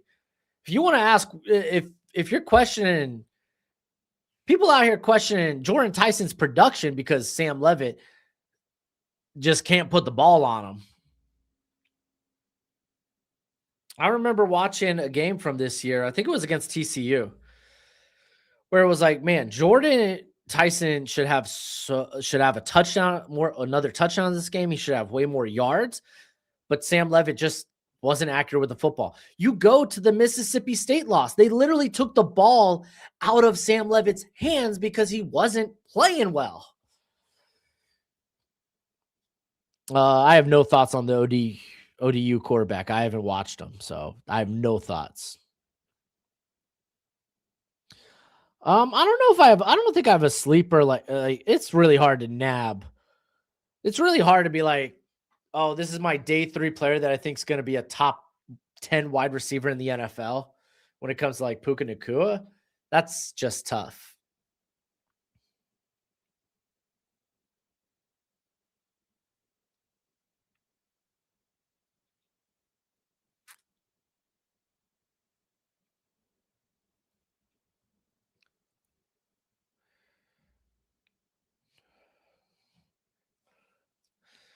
What is that? Tyson better than Micah, no contest? Yeah, I think an upside. All right, we're going to get no return here. Miami's going to start with the ball at their 25. I wouldn't say I was high on Puka. I think I had Puka as like an early to mid day 3 pick. It didn't help that he left after one day at the Senior Bowl. I remember I have it in my notes because I think that was the first year I started keeping like spreadsheets for my draft guides. And I remember my notes on Puka was like, he's such a smooth athlete, but I can't tell if this guy's fast or not. And I don't know how that'll look. Offside penalty, by the way, for the Hurricanes. Or on the kickoff, excuse me. By A&M, so they're going to kick it again.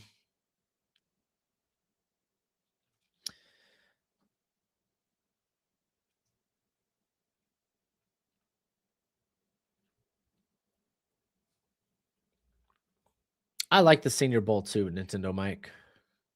So we're going to get another kickoff here.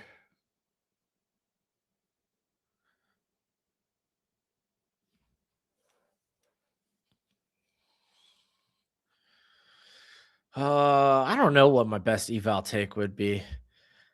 I remember my bad takes more than I remember my good takes. All right, so we're going to get another kick here, this time from the 30. They got to bring out a holder because the ball keeps falling off the tee. And it's not going to be returned. It's going to be the same outcome. They're going to start with the ball at their 25.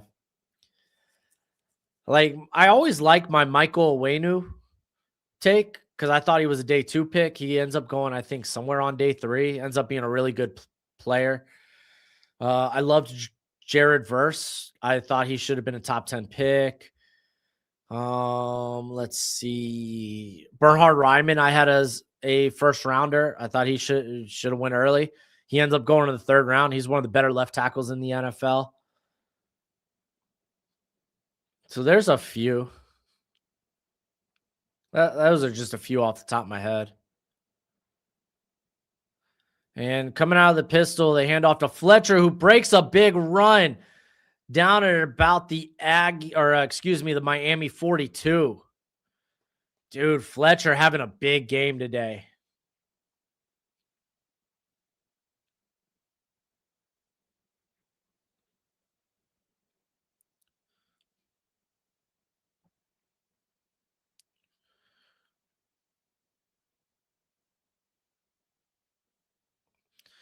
All right, comes Miami at the their own 41, 1st and 10.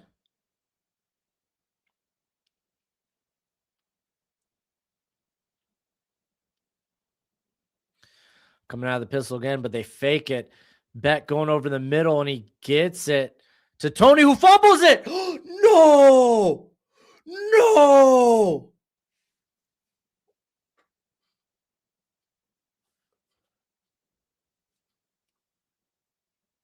Ripped right from Tony's hands.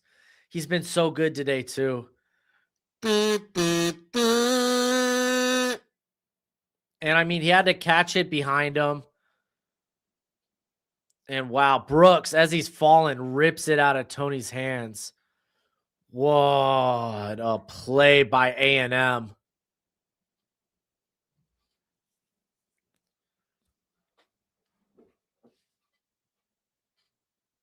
That's the second lost fumble of the season for Miami. Lol. That's a wild stat to throw out there right now.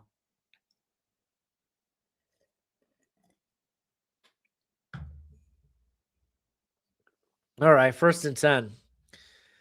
And we're going to get a handoff here that actually loses a yard. Oh, I love it. They're in Fletcher's in there talking up Tony. I love it. I love it, dude. I freaking love Mark Fletcher. I freaking love Mark Fletcher, dude. I did not love him coming into the year. I love him now.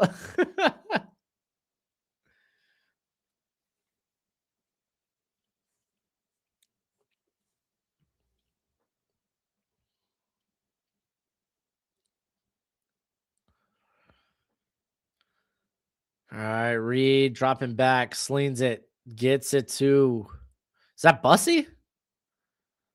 And they push Bussy past the 1st down marker.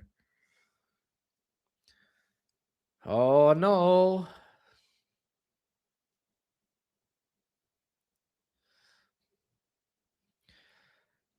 Guys, this isn't all on the kicker either.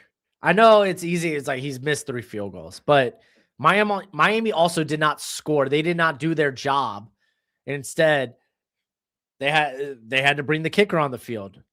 Let's not pretend like, well, this is all on the kicker. It's like, dude, Miami, how about you get a touchdown? How about you put it in the freaking end zone just once in this game, and you're up 7. But yeah, no, not great for the kicker.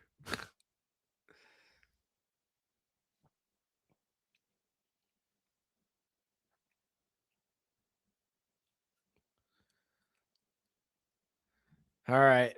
We're going to get Reed holding on to the football. Ooh. Miami defender just rocked his own teammate. Is that Jacob Thomas? That is Tom. Dude, Thomas is up, but dude, he's wobbly, bro. All right. Yeah, he's going to the sideline. Dude, he got rocked by his teammate. Dang.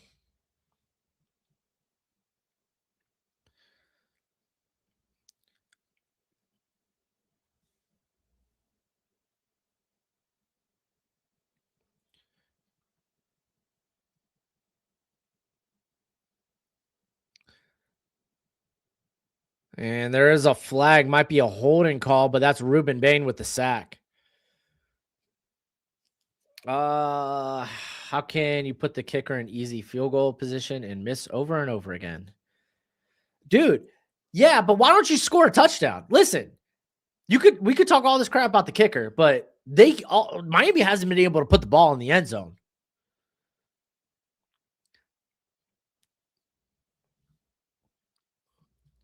How can you keep putting the kicker in scoring position? I don't know. How can you not score touchdowns in scoring position? All right. So decline the penalty because it's 4th down, so it's going to be 4th and 9.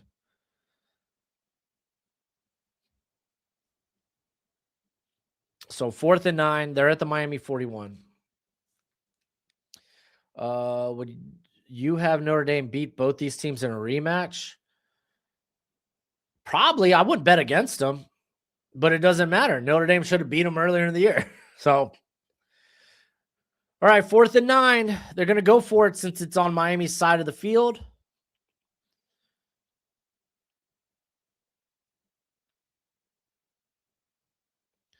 Play clock is going down. There's some unsureness going on. And they're going to take the delay game and punt it. Okay. Apparently, it's not 4-down territory. Yeah. Okay. Tony tripped on that. Okay. Tony tripped on that return because he was trying to move his foot so it didn't get swiped by the defender and he happened to kick his calf. Dude, that's just a freak occurrence. It is what it is. It was a great punt return. I'm not going to take that away from him. I'm not going to be like, oh, Tony, that's your fault. That's all on you. I can't believe you did that. Can't believe you cost us like that. No, he put us in great field position and then we didn't score. Or that may have been where we scored our field goal. I don't know. It's hard to keep up. All right, here comes the punt. It's a line drive. And Tony's going to return it. Breaks one tackle. And he's going to be down at about the 13 or 14. I do like Jaden Mayava. He's got to work on his accuracy, and there's a few YOLO balls in there. A few YOLO throws to like a Jacoby Lane. But I like Jaden Mayava. It's going to be a pretty stacked game.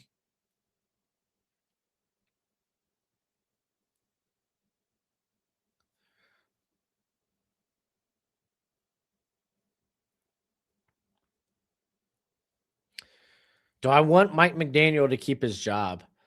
I don't even know anymore, dude, because it looks like we might just cut ties with Tua this off season. I assumed we should probably keep him if we're going to run it back with Tua just because financially it's just kind of tough.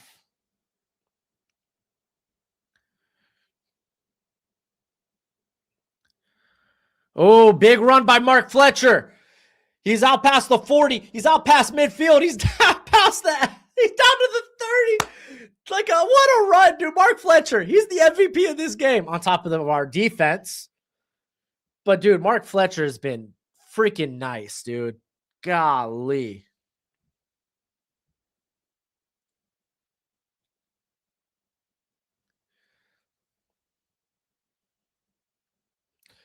Eric, it's been 7 months. Why are Priests and Black still feuding? Because that's Triple H for you.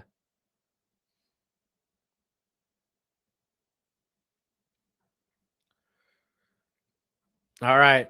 We're down to the Canes 30 or the Aggie 30. We're going to hand it back off. Pick up about 3 there. It's going to be 2nd and 7 from the A&M 27. Great run, man. Great run. Yeah, legitimately, I have no idea what the Dolphins are going to do. I mean, dude, we're going to start freaking Quinn Ewers this week. I think that's going to be lull. And it's going to be so hard to move Tua because we're going to have to pay a lot. It's going to be like a Brock, how do you say his last name? Olswire or whatever. It's going to be like a trade like that where we're going to be paying a portion of his 2026 salary. Another great run, dude. Shifty as hell. What a game by Fletcher right now, man. He is popping off. Dude, you want to talk about draft style? You want to talk about, hey, let's get some day 2 love for Mark Fletcher. Here it is. All right, where are my mods? Where are my mods? Every time I turn, there's another bot in the chat.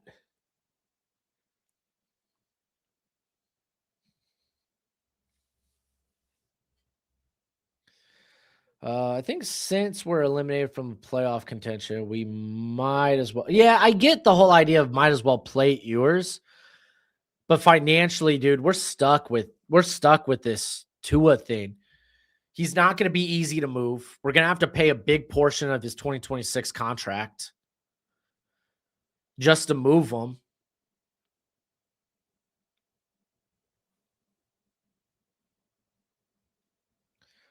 Spartan, hard no, bro. Hard no.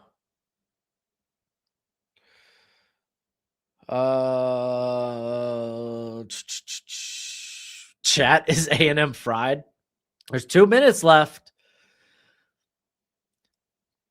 Miami looks just to drain the clock, but A&M has, I think, all 3 of their timeouts left, if I'm to be correct. Maybe we get a redemption field goal. That'd be awesome.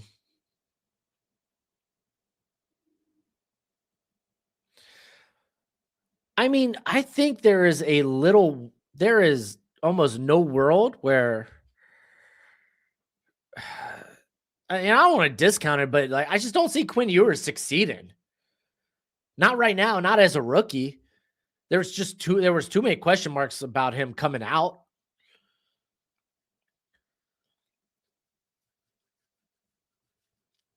We'll see, but my faith is low when it comes to Quinn Ewers.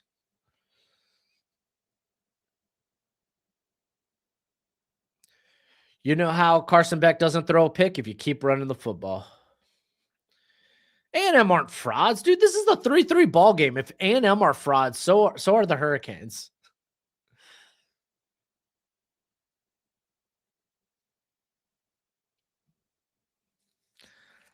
I think Bradley Chubb is probably going to be a post June 1st cut.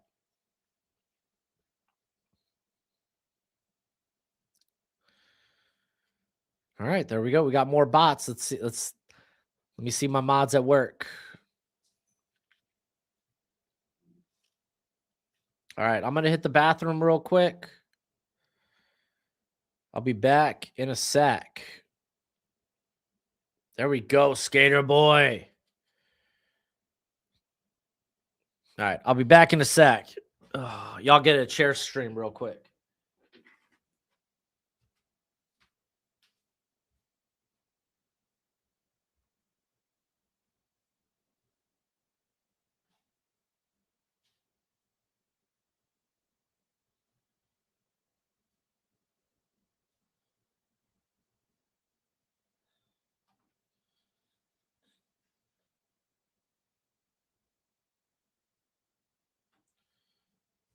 All right, I'm back. Let's do this.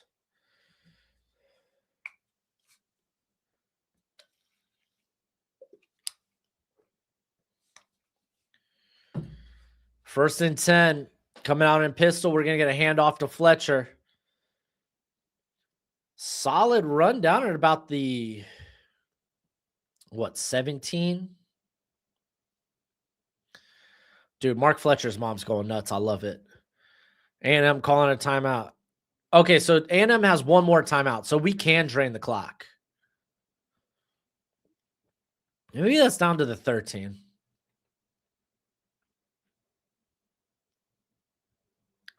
Miami should draft Carson Beck just for giggles. Dude, please no. All right, 2nd and 7. So we know we're going to get a guaranteed like 45 seconds off this clock. That'll bring it close to a minute. We should be able to give if we can't get the first down, and we only get the field goal, that would give the Canes or give the Aggies close to under a minute to move the football, which they can. All right. This time coming out in a shotgun. They are down at the 13, and it's going to be a handoff to Fletcher, who's going to be close to the 11, and we're going to get that other timeout. Dolphins' problem is the same thing it was been for 5 years, that the team is not to win games in December and January when it matters. I mean, dude, our problem this year, it wasn't us. Our problem this year wasn't we weren't winning games in December.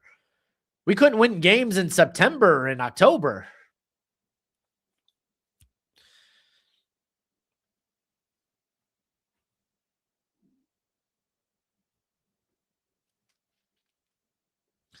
The Dolphins' problem was Chris Greer and how he managed the roster. Just giving a freaking loosey-goosey, sending away draft picks for big name players, which cool, but our depth was terrible. It's trash. We addressed the offensive line too little, too late. It was just poorly managed, man. Jets over Miami for future. Do we throw and try to get the first down? I think we keep running the football. You throw and it's incomplete, then you're giving A&M way too much time. Way too much time.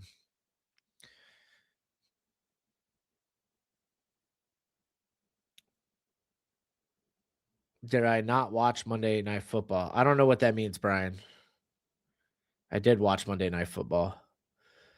All right, we're going to give it to Tony on the sweep and touchdown! Oh, we haven't heard this sucker all day.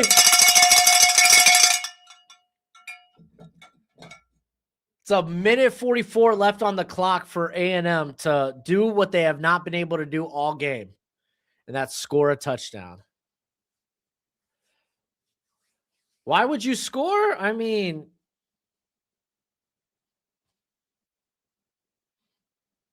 sure.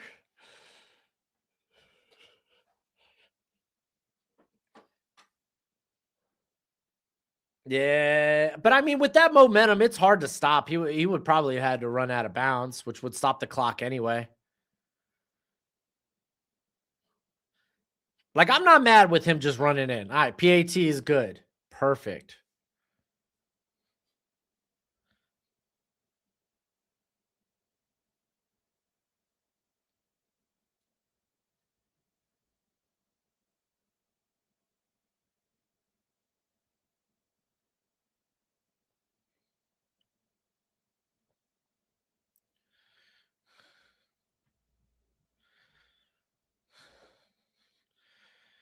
Yo, let's go. Must-win game on Monday against a team that's not very good, and they got completely out physical. Dude, bro, we were like, what, a 7-loss or yeah, I think we were a 7-loss. I don't know. I don't even know our record right now. We're like 6-8 or something. Bro, we lost all these games. Yeah, we're 6-8. We lost all these games in September and October. Don't tell me it's just we lose games in December. That's not true. That's not true. We suck. We're a bad team. It's not that, oh, there's this mythical we play bad in cold weather in December. No, we're just a bad team. We're a poorly constructed team. It's way bigger than, oh, we can't win in December. We can't win when it's cold. We can't win when it's warm.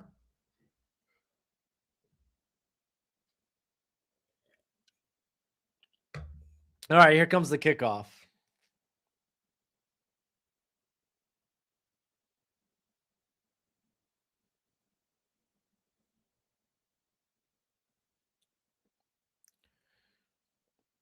I forgot to end that poll. I'm so bad at ending polls.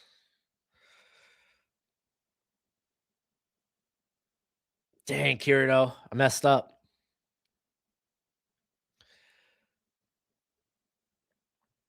Okay, it looks like, okay. Kirito, I didn't see that you blocked him or blocked the spammer. I went in to do it myself as well. You beat me.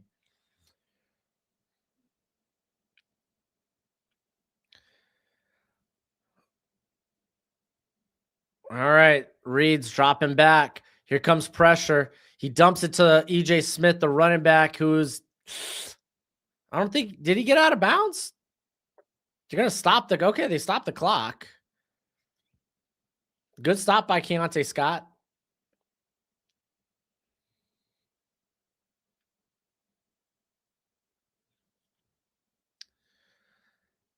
Sergio, I'm with you, dude. Hell yeah. Dolphins fans since the 70s. Dang, at least you got a chance to live through. Granted, you were like 2 or 3 years old. And gets it out quick to KC. Reception. There's a flag.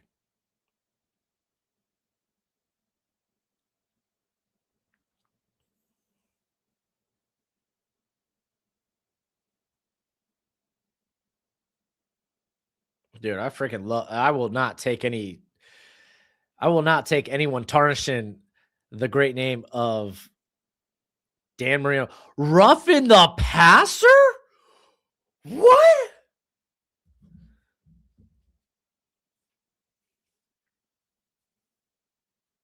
Oh, that's such a light call.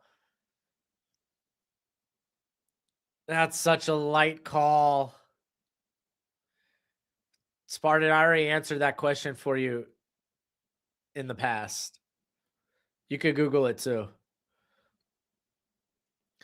Dude, a minute 30 left. A&M is at Miami's 48. Reed's dropping back. He's going over the middle. It's almost picked off. The tight end gets it. That was Scott who almost had the interception. And that was Nate Borkcher. I'll get his name down eventually. All right, Reed dropping back again. Here comes the pressure. He's going to run with it. He's going to be short of the first, so clock's still going to keep rolling. Down to the 25.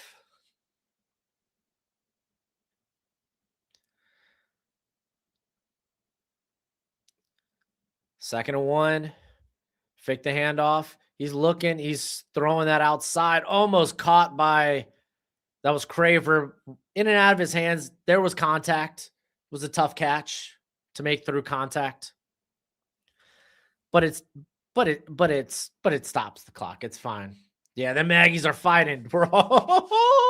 Now this is college playoff football. This is playoff football. 3rd and 1. They can run it. It's a light box, and they do run it with EJ Smith. Down to the 19-yard line. Going to be 1st and 10.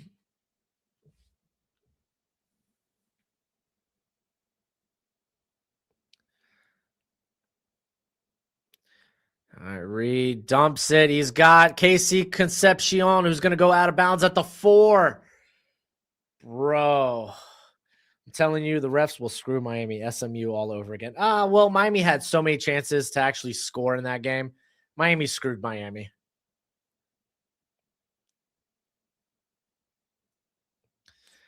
.39 seconds left. 1st and goal from the 4.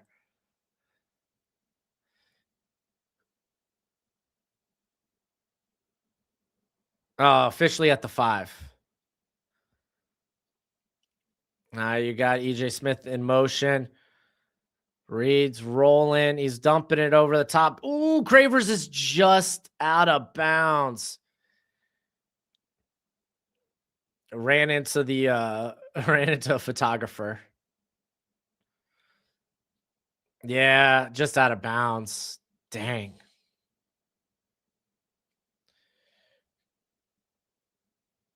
Hey, John. Hey, I can't help it if I'm behind, bro. This stream has to go all the way out to outer space, hit a satellite, and then come back to you. All right, 33 seconds left. 2nd and goal.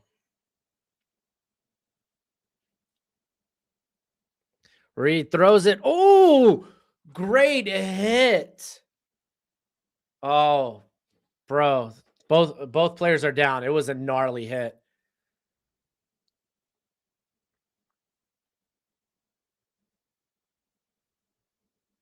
And that was Owens who he gets up limping. I think Owens went on an angle route. He's limping after the hit. He's holding his ankle, his shin. All right, the Miami player is moving a little bit. That's fine. I'm hoping he's okay. Gnarly hit to jar the ball loose. Yeah, it looks like he got his bell clocked. Went right into the shoulder. That's Mohamed Touré too, the linebacker. Great blitz and upside. He's going to be in this draft. Former Rutgers player.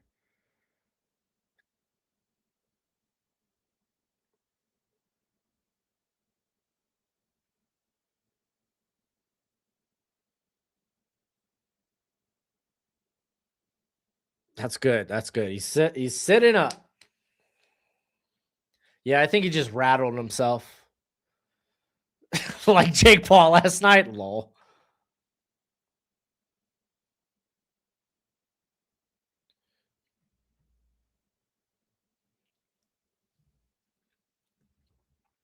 I think I might have time to go fill up my coffee real quick. All right, Teray's he's run into the sideline. You love to see it. They are taking him to the tent.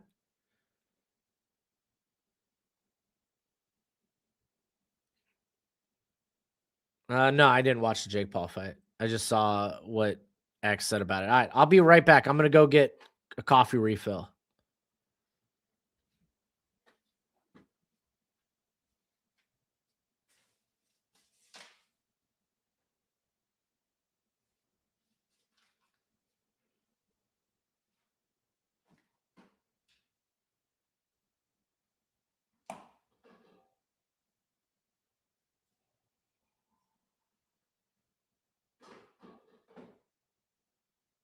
Oh, toss it, end zone, intercepted! That's free. Oh, yes! Yes!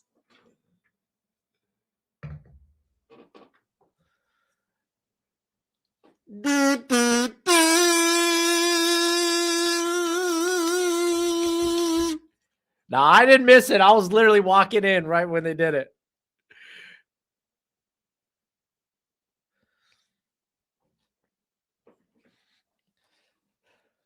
That's Fitzgerald, the freshman.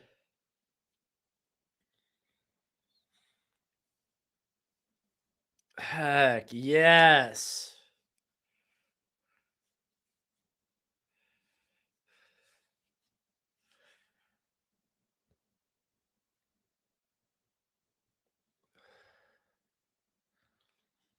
Dang, what a snag, bro.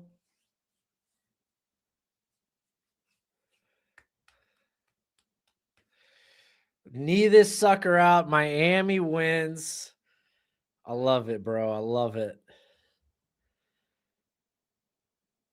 Well, hope people took the under. Yes. Yes. Oh man, now we get to go get pounded by Ohio State, and I'm okay with it. What a game from Mark Fletcher, man. Fitzgerald, second interception of the game. Defense was amazing. Malachi Tony was good. I know he had the fumble, tripped himself up on the punt return, but he was making the big plays.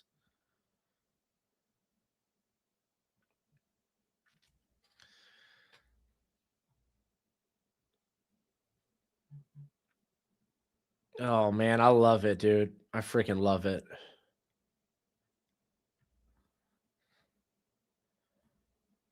Utterly phenomenal.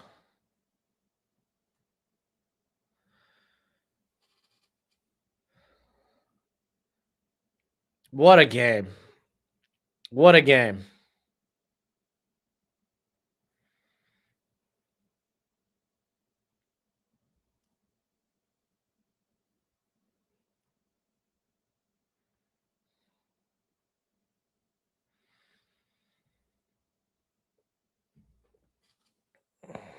Michael Irvin up in there.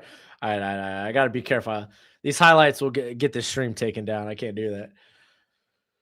Oh, Ohio State is a whole nother animal. Hey, I agree, dude. I don't disagree. let me enjoy a moment. Let me enjoy a moment.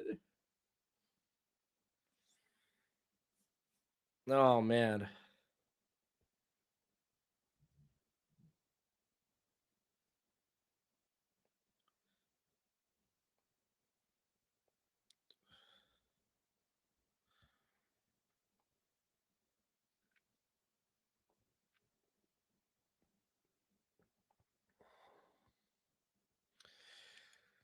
Yeah. Oh, darn right. I'm going to enjoy my win while I can. Hell yeah, bro.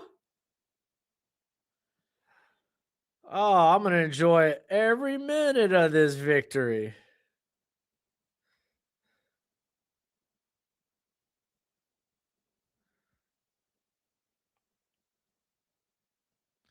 Hell yes.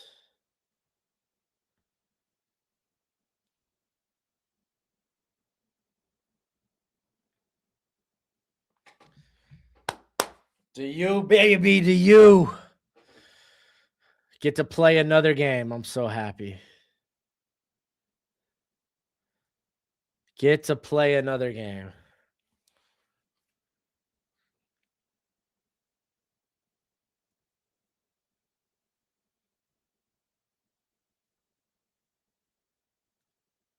Ugh. Y'all in here talking about RJ Harvey. I'm sitting here just trying to enjoy a freaking victory.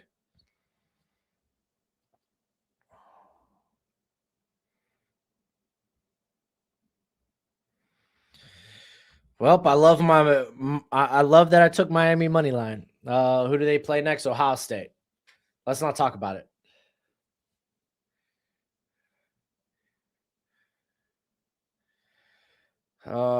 Is Beck going to be drafted? You think? Probably. I mean, I think I'd take him on day 3. I think he's got a good ceiling, good floor as a backup in the NFL.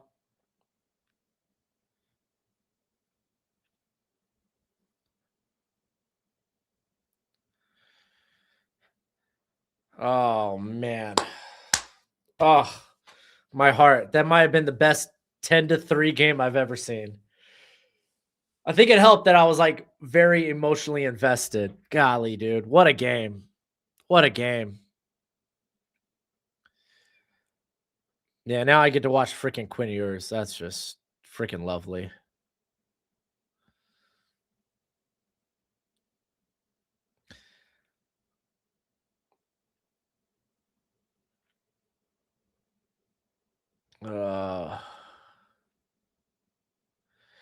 No, Notre Dame's pissed off right now. Yeah, Notre Dame's gonna be pissed off. They deserve to be pissed off. I may not have thought they should have been in, but I think they deserve to be very mad. No, we're not going to be doing a live stream for the next 2 games. I'm going to be hanging out with the fam.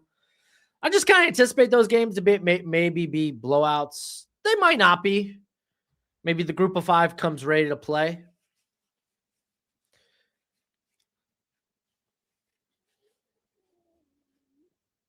Bengals are going to be pissed acting like Texas was getting in. Nah, dude. Bengal could be. Bengal's a troll sometimes. I like Bengal. Bengal's good. Bengal is good people. Dude, Kirito, you are on it with these bots. I don't know why. I feel like I have to. I don't know why I feel like I have to go and take it. Dude, the bots have been rampant today. It's been ugly.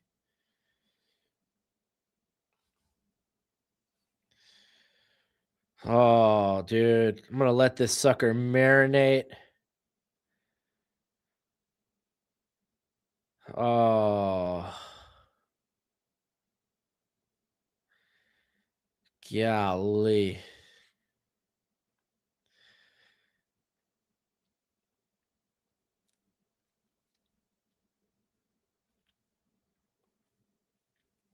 Jeez.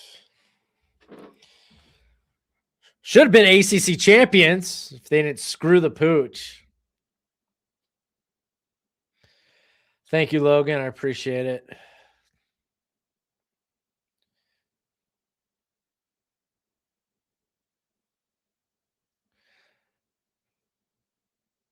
Nah, I can't stay for the next 2 games, unfortunately. I'll be live next week though for here. Let's actually take a look at that college football playoff schedule. Geez Louise, dude.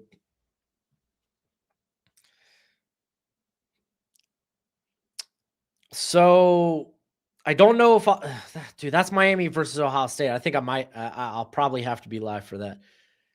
I don't know because I plan on going to New Year's Eve thing, and my buddy who's a big Ohio State fan is going to be going to that. But I'll be streaming all day on Thursday on New Year's Eve or on New Year's Day. I'll be streaming all 3 of these games. So we'll see. We'll see.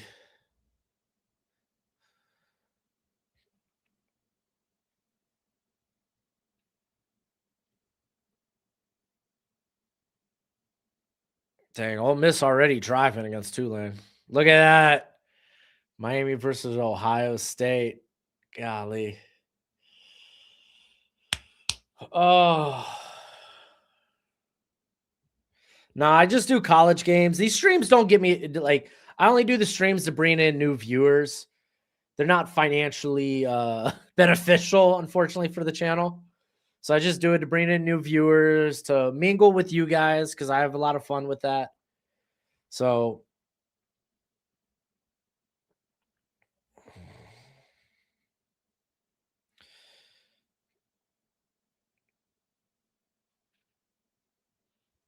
oh man.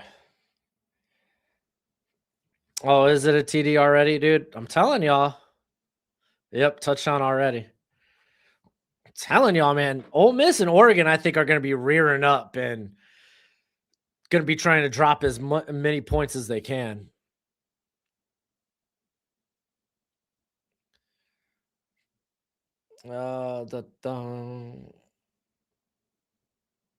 Spartan, I literally just explained it, bro. Bro, I'm just going to ignore your comments.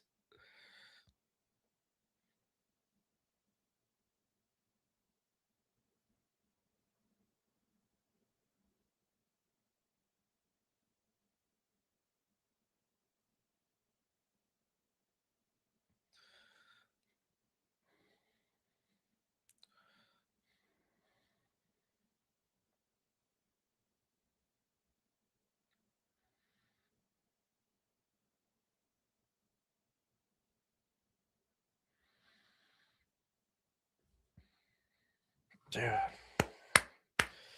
All right, guys. I think that now I'm gonna roll out. Right now, I'm still buzzing from this victory. Freaking love it. I love it for my Canes, man. Freaking love it. But thank you for hanging out with me. There was a lot of y'all in here today. We'll gear up for the next set of games. I'll send out like I'm gonna be live for all day New Year's. We'll see about New Year's night. New Year's night is I got a guy that a buddy of mine that I've known for like the last 16 years. He's a big Ohio State fan. There's a little get together we're going to at on New Year's Eve. Or at least if I did stream, I'd be going straight to that after. But since he's an Ohio State fan, I might want to spend it with him, because that would be a fun moment of my team just getting pounded and him just in my ear. It's those times that you just can't take advantage of, you know? It's what bonds people. But hey, thank you for hanging out with me. This was fun, man. I had a great time. This was the best 10-3 game of my life. Y'all made it special. Appreciate it. It was fun. The chat was great. Outside of the bots, screw the bots. It is what it is. AI is taking over the world. What can you do about it? But I'm going to have a mock draft for y'all this week that it's special. It's going to be a collab. It's going to be a nice little Christmas gift for y'all. I think we'll do maybe like a Senior Bowl prospect preview. We'll have some other content on the channel this week as normal. But as always, until next time, you be easy, my friends. Later.